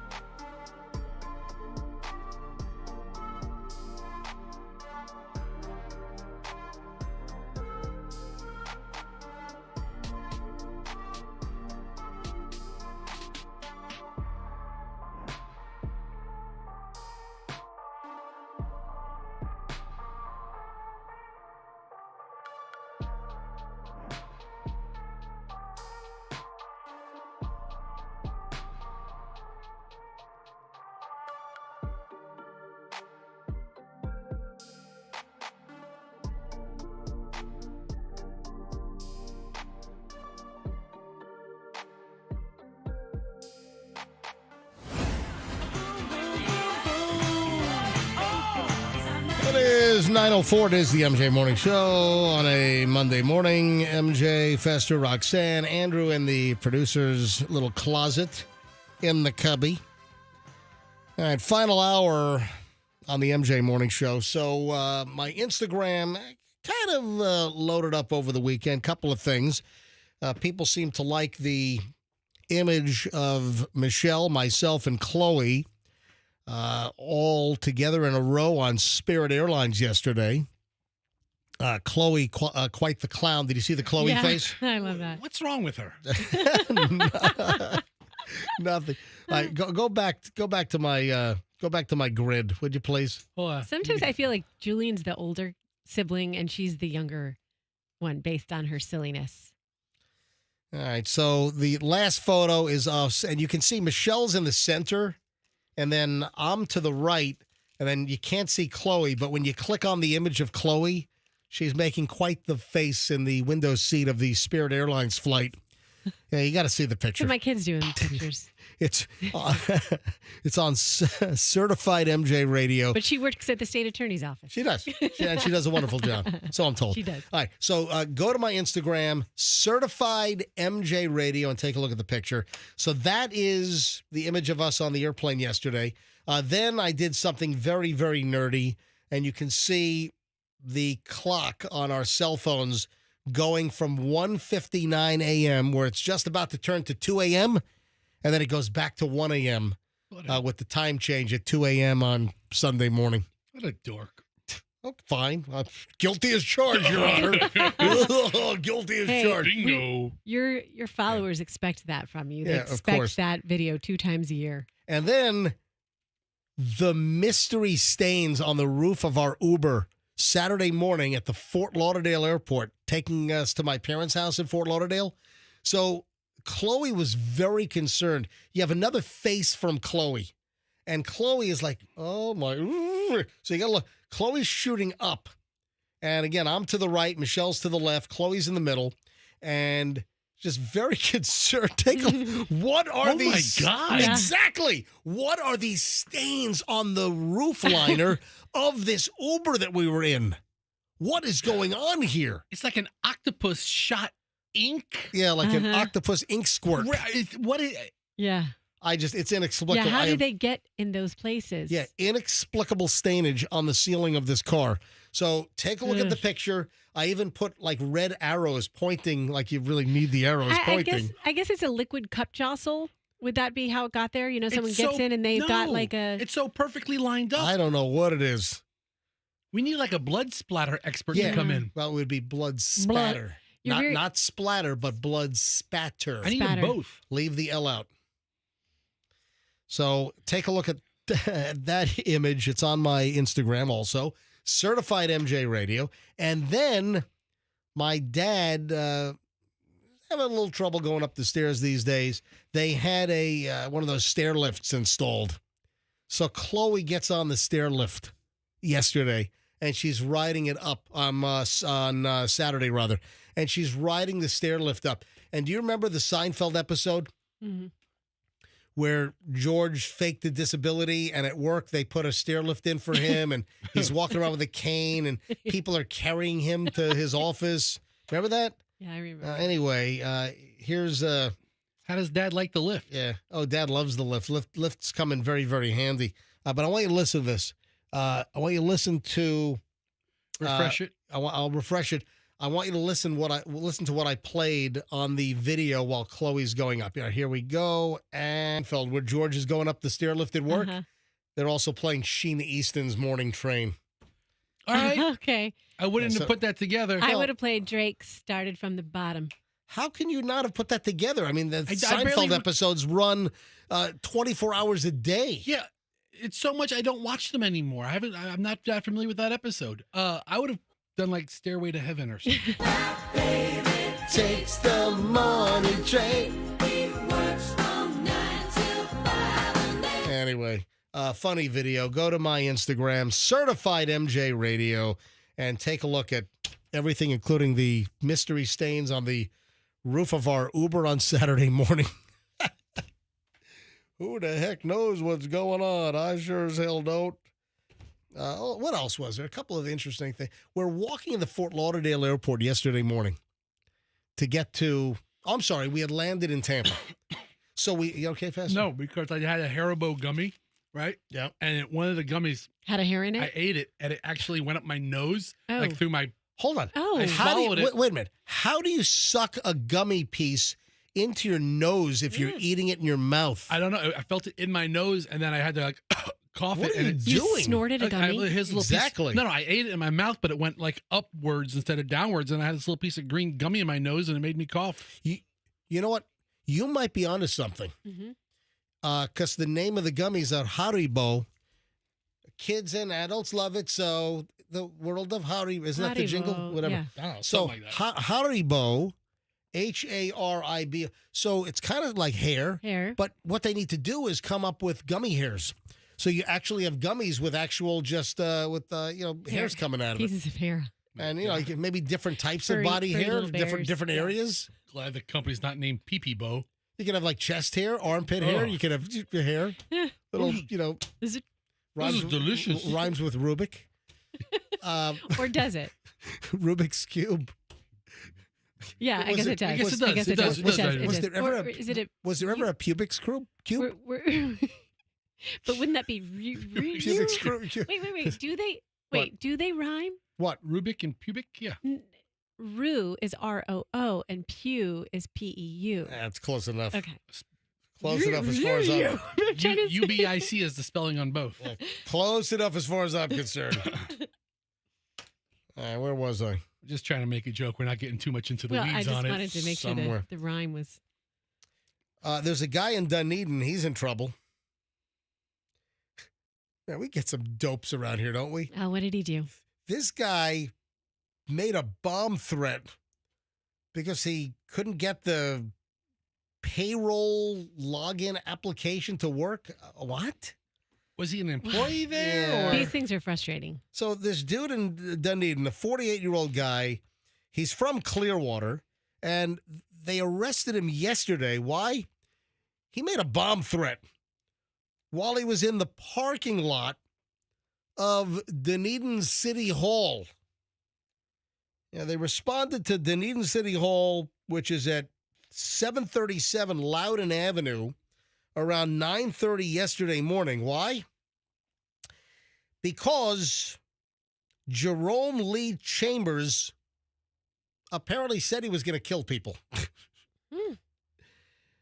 Turns out after the Pinellas County Sheriff's deputies arrive, they start putting this story together, and they piece together that Mr. Jerome Lee Chambers was really, really ticked off because he was not able to log into the payroll app All right, so we have a payroll app here at the radio station. for his right? employer, which is apparently the city of Dunedin. Did you forget his password or something? Listen, the sheriff's office report says that Chambers and others are all employed by something called Markman Solutions, and they currently have a contract with the Florida Department of Emergency Management. And I guess what they have is a contract to go around town and hang door tags on people's houses. Okay. To let them know of election changes, like polling location changes Okay. because of the storms. And I guess he wanted to put in his information to get paid, and something was wrong with the app. So he freaks out. I guess this was at Dunedin City Hall. So he's threatening to bomb the place? What the hell?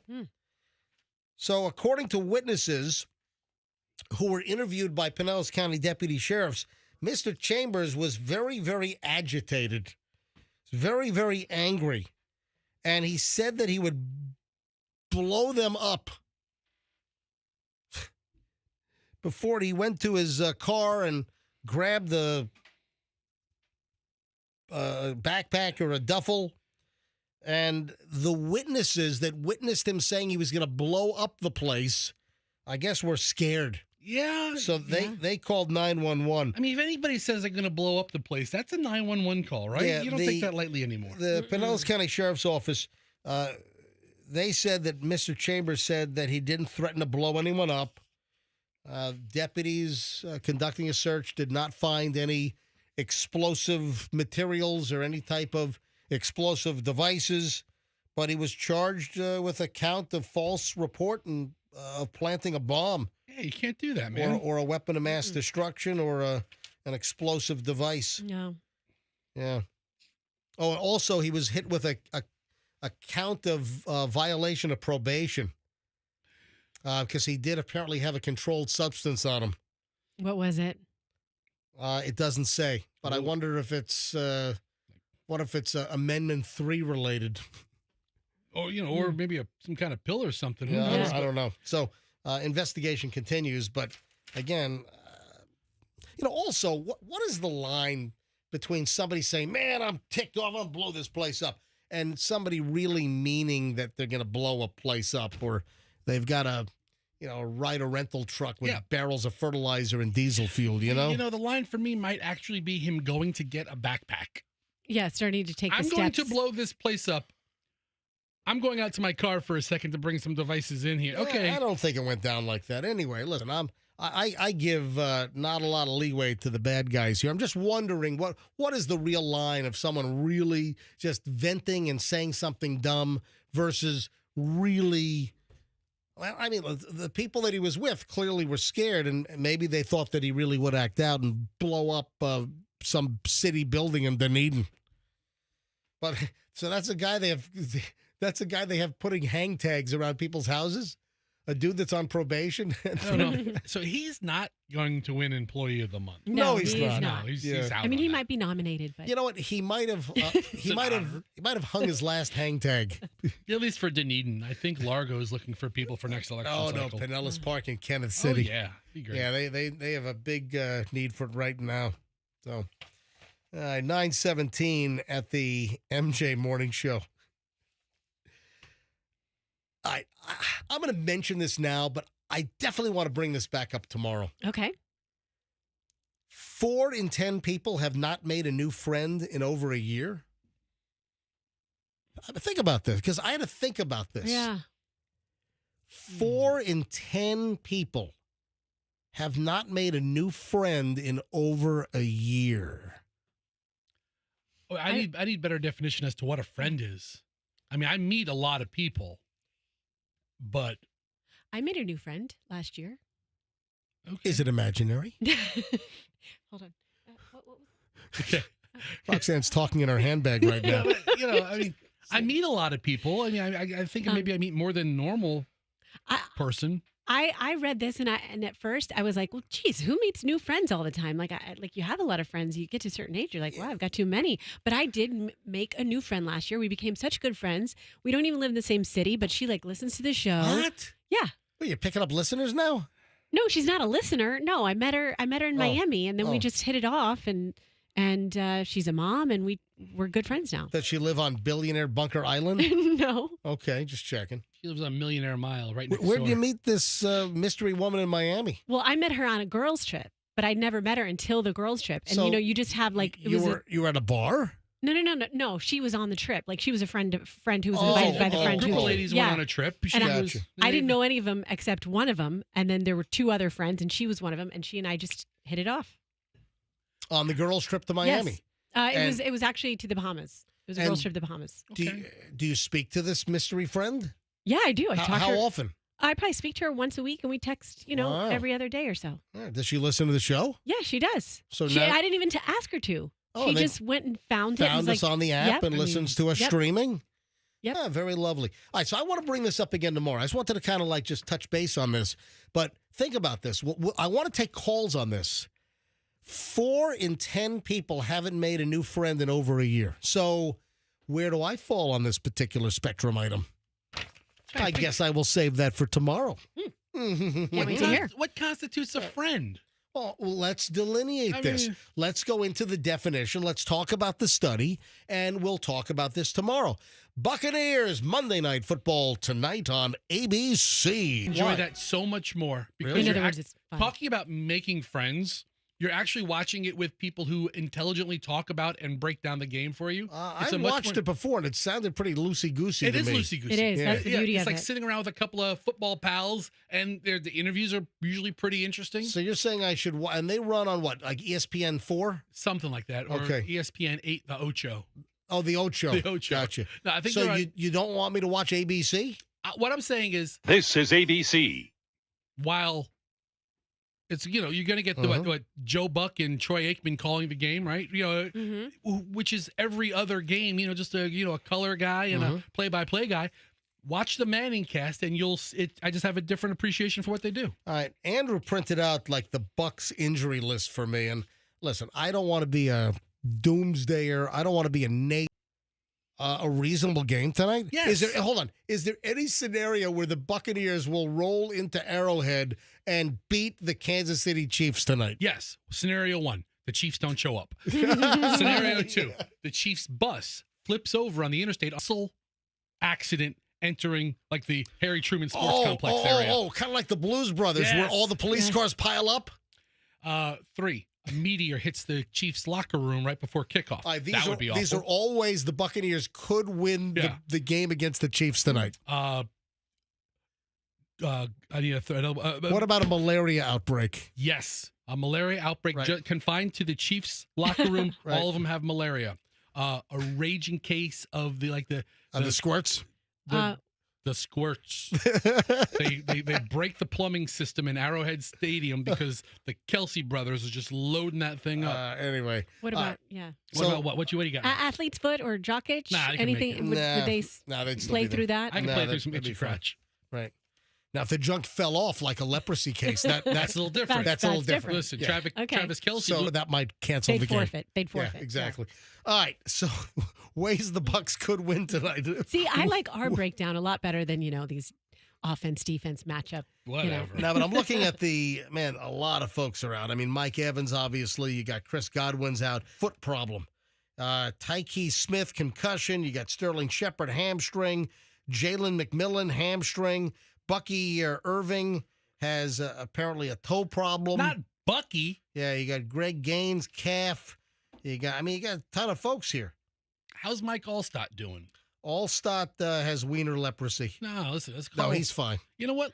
Bring him back in. Can't we sign like Derek Brooks for like one game? Yeah. Just to help us. Who's your favorite player? Mr. Derek Brooks. Mr. Derek Brooks. Love that guy. Yeah. Yeah, okay. So, listen, I don't think there's a chance in hell the Bucks win tonight. And I think there's a good chance the Buccaneers get cremated tonight. So it's a 9-point like spread. cremated spinach. But they're going to come back with full bellies of barbecue, KC barbecue.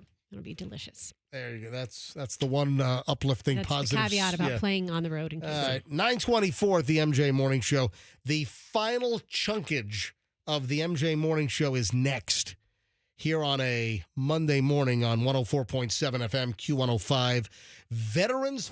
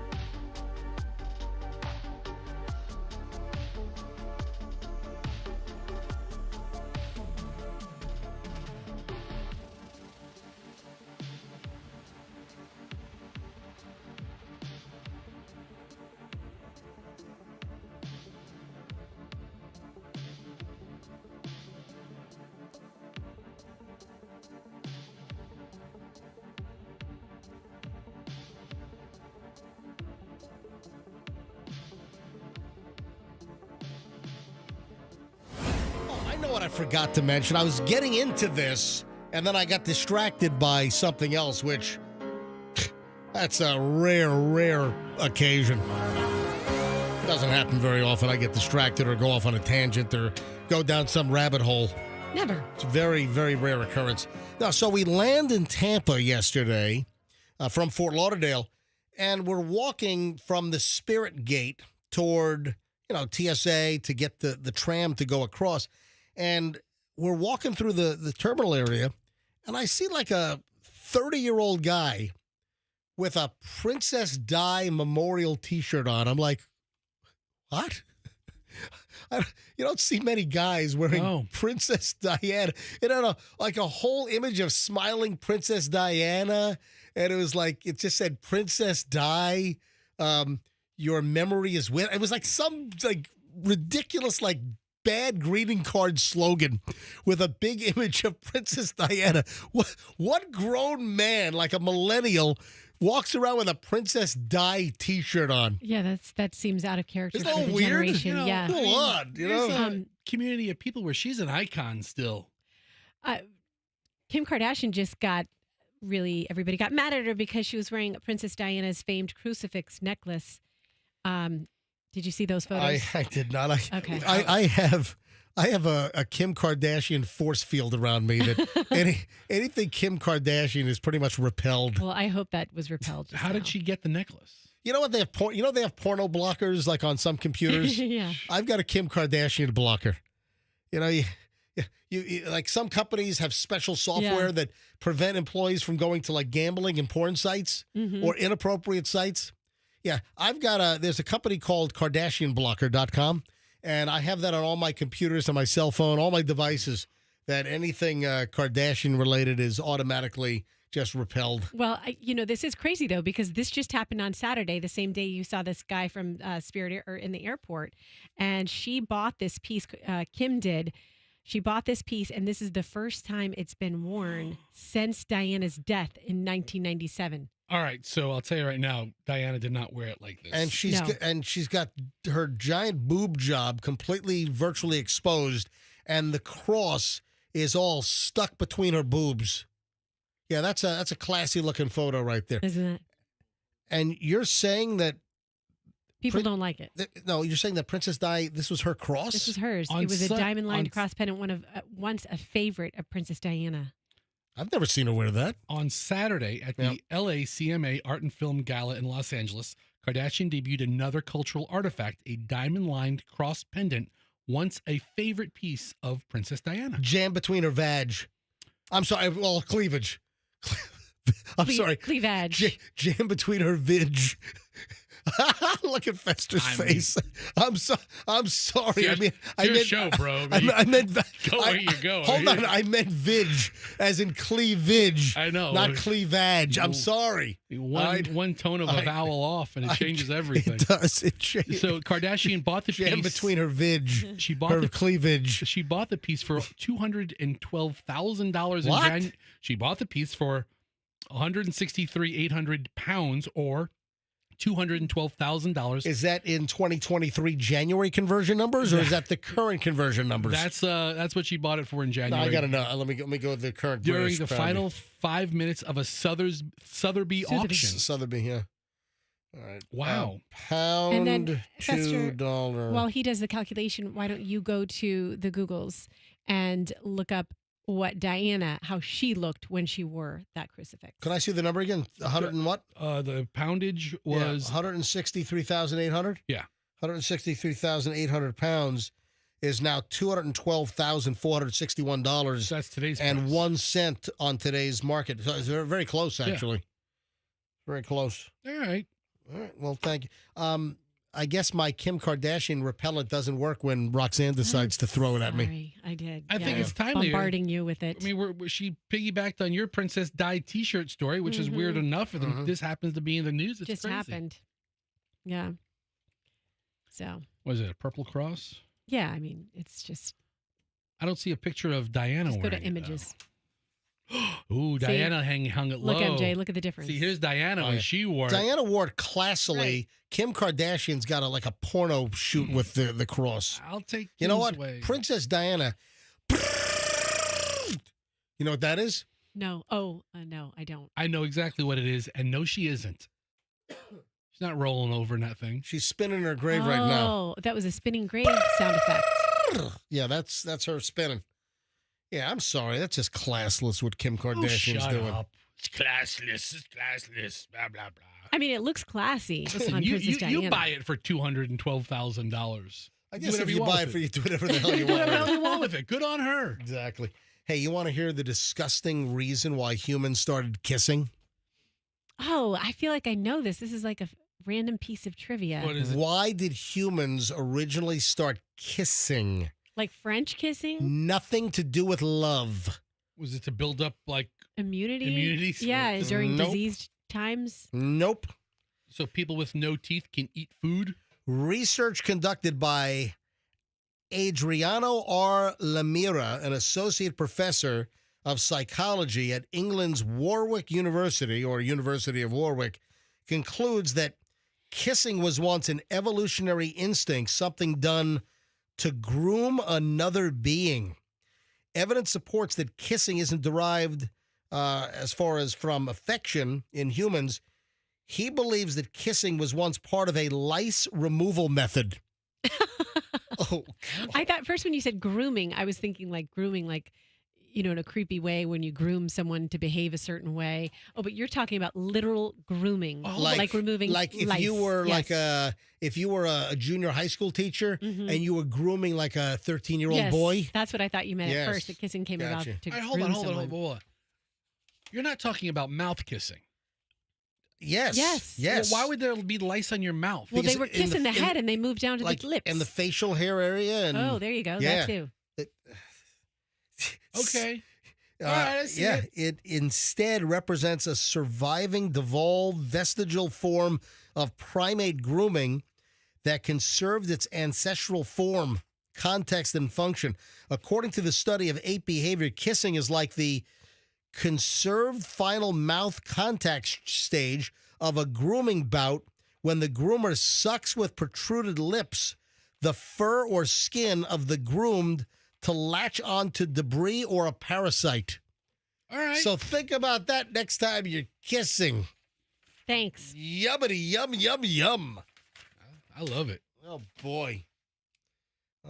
Hey, can you believe that some stations have already started playing Christmas music nonstop? Really? Oh, my God. Isn't it a little early? Oh, yeah. I mean, listen, we all love Christmas music at the right time, you know? Mm-hmm. I mean, The right time, the right amount. all right, so But- listen, I program a radio station. Like December You do? 1st seems like like the right Yeah, time, right? maybe so. You know. Or December 7th, Pearl Harbor Day is a good day for. I'm kidding. I'm joking. No, but, or maybe right after Thanksgiving. Yeah.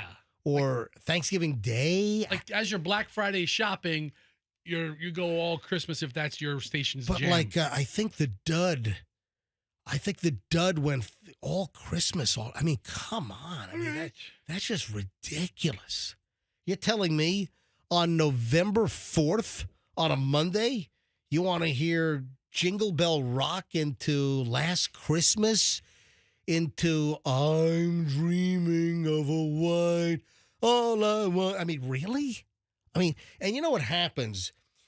In different markets, you've got a variety of stations that will play Christmas music, and everyone wants to beat the others out. I mean, it's going to get to the point where it's going to be like Labor Day, and the dud is going to start playing Christmas music. I mean, right after like July 5th.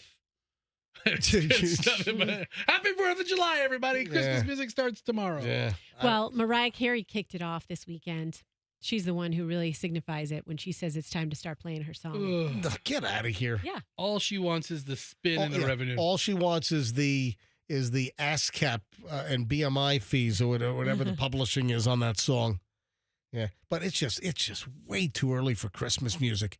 Can you imagine a radio station that already started this weekend playing Christmas music back to back to back? All right. I mean, that's just that's ridiculous. I'm sorry, because you usually have a couple of stations in town that battle it out. You got You got the Dud, you got Mix, you got like Joy, and it's like Yeah, but Joy doesn't play like the non-religious ones. oh, they only do the religious stuff. I don't think they play like the sexual harassment one. Which one? Oh, the I really must go. I saw Mommy Kissing Santa Claus, or what's the other one? They do like Rumpa Pum Pum, right? Yeah, like Little Drummer Boy. Like That's a good song, by the way. yeah. Rumpa Pump, Little Drummer You know Boy. what? I really want to hear that at 9:40 on a Monday morning in early November. I want a little Rumpa Pum your way Pum to right now.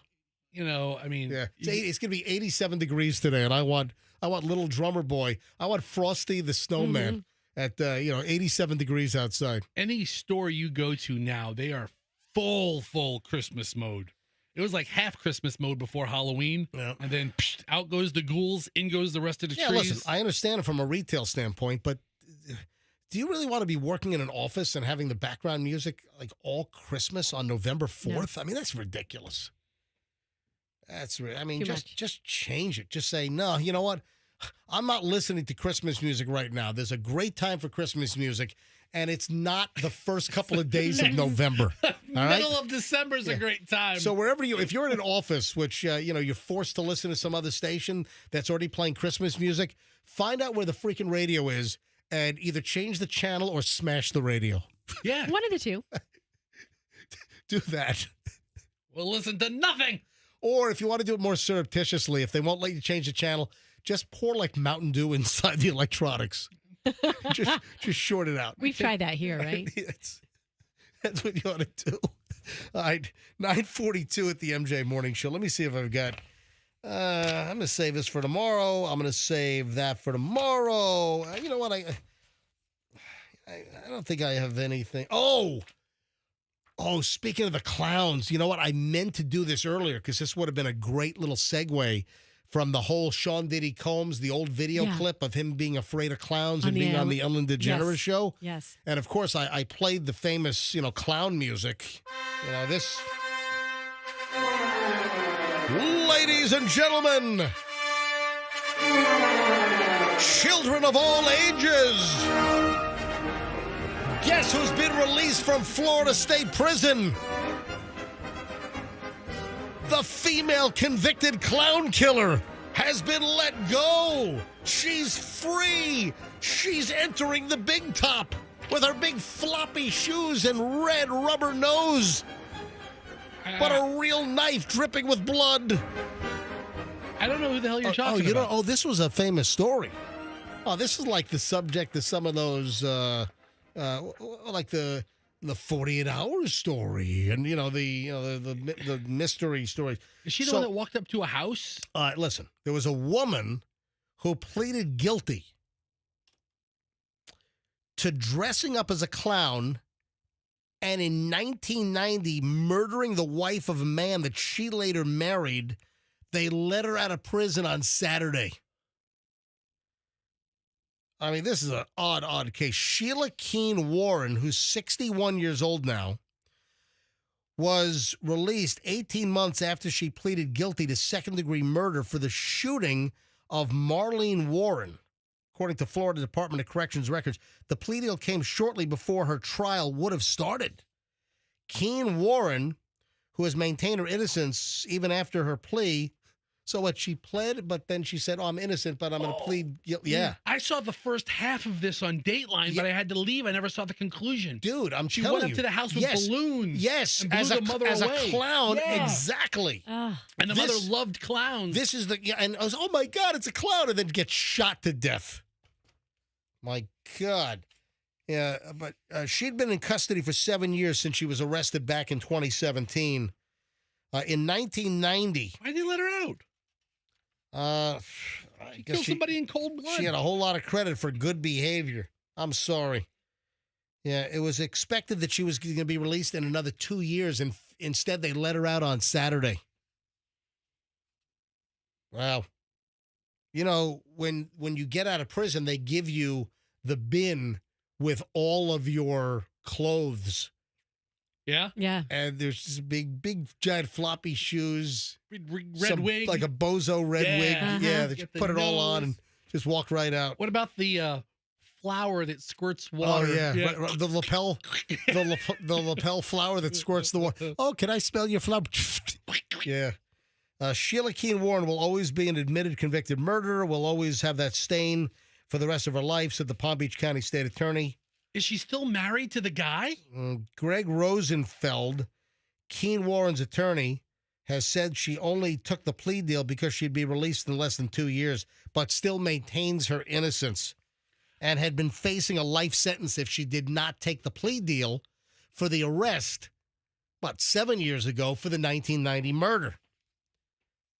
We're absolutely thrilled Miss Keene Warren has been released from prison and is returning to her family. As we've stated from the beginning, she did not commit this crime. Oh, it was just some other random clown that showed up. Yeah. So, just a bizarre story. At the time of the shooting, Keene Warren was employee of Marlene Warren's husband, Michael, at his used car lot. And since 2002, has been his wife. They moved to Virginia. Over the years, detectives said costume shop employees identified Sheila Warren as the woman who bought the clown suit a couple of days before the killing. And this guy's just living his life thinking, oh, my first wife got killed tragically. Luckily, this woman's here to comfort me and marry me now. And one of the two balloons, a silver one that read, "You're the greatest," was sold at only one store, a public supermarket near Keene Warren's home. Employees told detectives a woman who looked like Keene Warren bought the balloon an hour before the shooting. Yeah, you're busted. Hello. The presumed getaway car was found abandoned with orange hair-like fibers inside. Clown hair. The white Chrysler convertible was reported stolen from Michael Warren's car lot a month before the shooting. She stole the car and then used that car as the clown getaway, as the clown car. The clown car. I mean, listen, it sounds like she had no choice but to take the plea. Oh my God! Anyway, what a it's just a bizarre Florida story. But the clown killer is out. Maybe I should use this music to close the show today. What do you think, Roxanne? I like it. Oh, you're not going to want me to play the Apache? Good enough. I just no, you got to change your pace. Yeah. I don't know. I think I should probably just play the usual show closer music. Well, that's no fun. And with that, ladies and gentlemen, we're done. We're done clowning around today. All right, done clowning around. I'm about to get into my clown car and go home. Got the game tonight, late night tonight. Yeah. Go Bucks. Unfortunately, I think it's going to be an ass handage tonight. Festa, there's no way the Bucks win. I mean, there's a way. Yeah, well, maybe Mahomes snaps his ankle in the first quarter. Any given Monday Night Football game. Who knows, man? I mean, these guys are all pros. I think it's going to be a horrific score. Go Bucks. Listen, I'd love the Bucks to win. I just don't think it's going to happen. All right, 9:49 at the MJ Morning Show. I will see you back here tomorrow on Q105, 104.7 FM. Folks, have a great Monday, and let's be careful out there.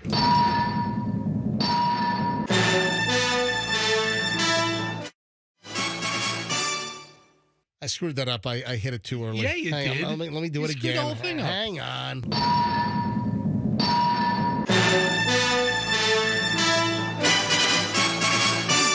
All right, there we go. Attaboy. Hear the latest MJ Morning Show podcast on the Q105 app.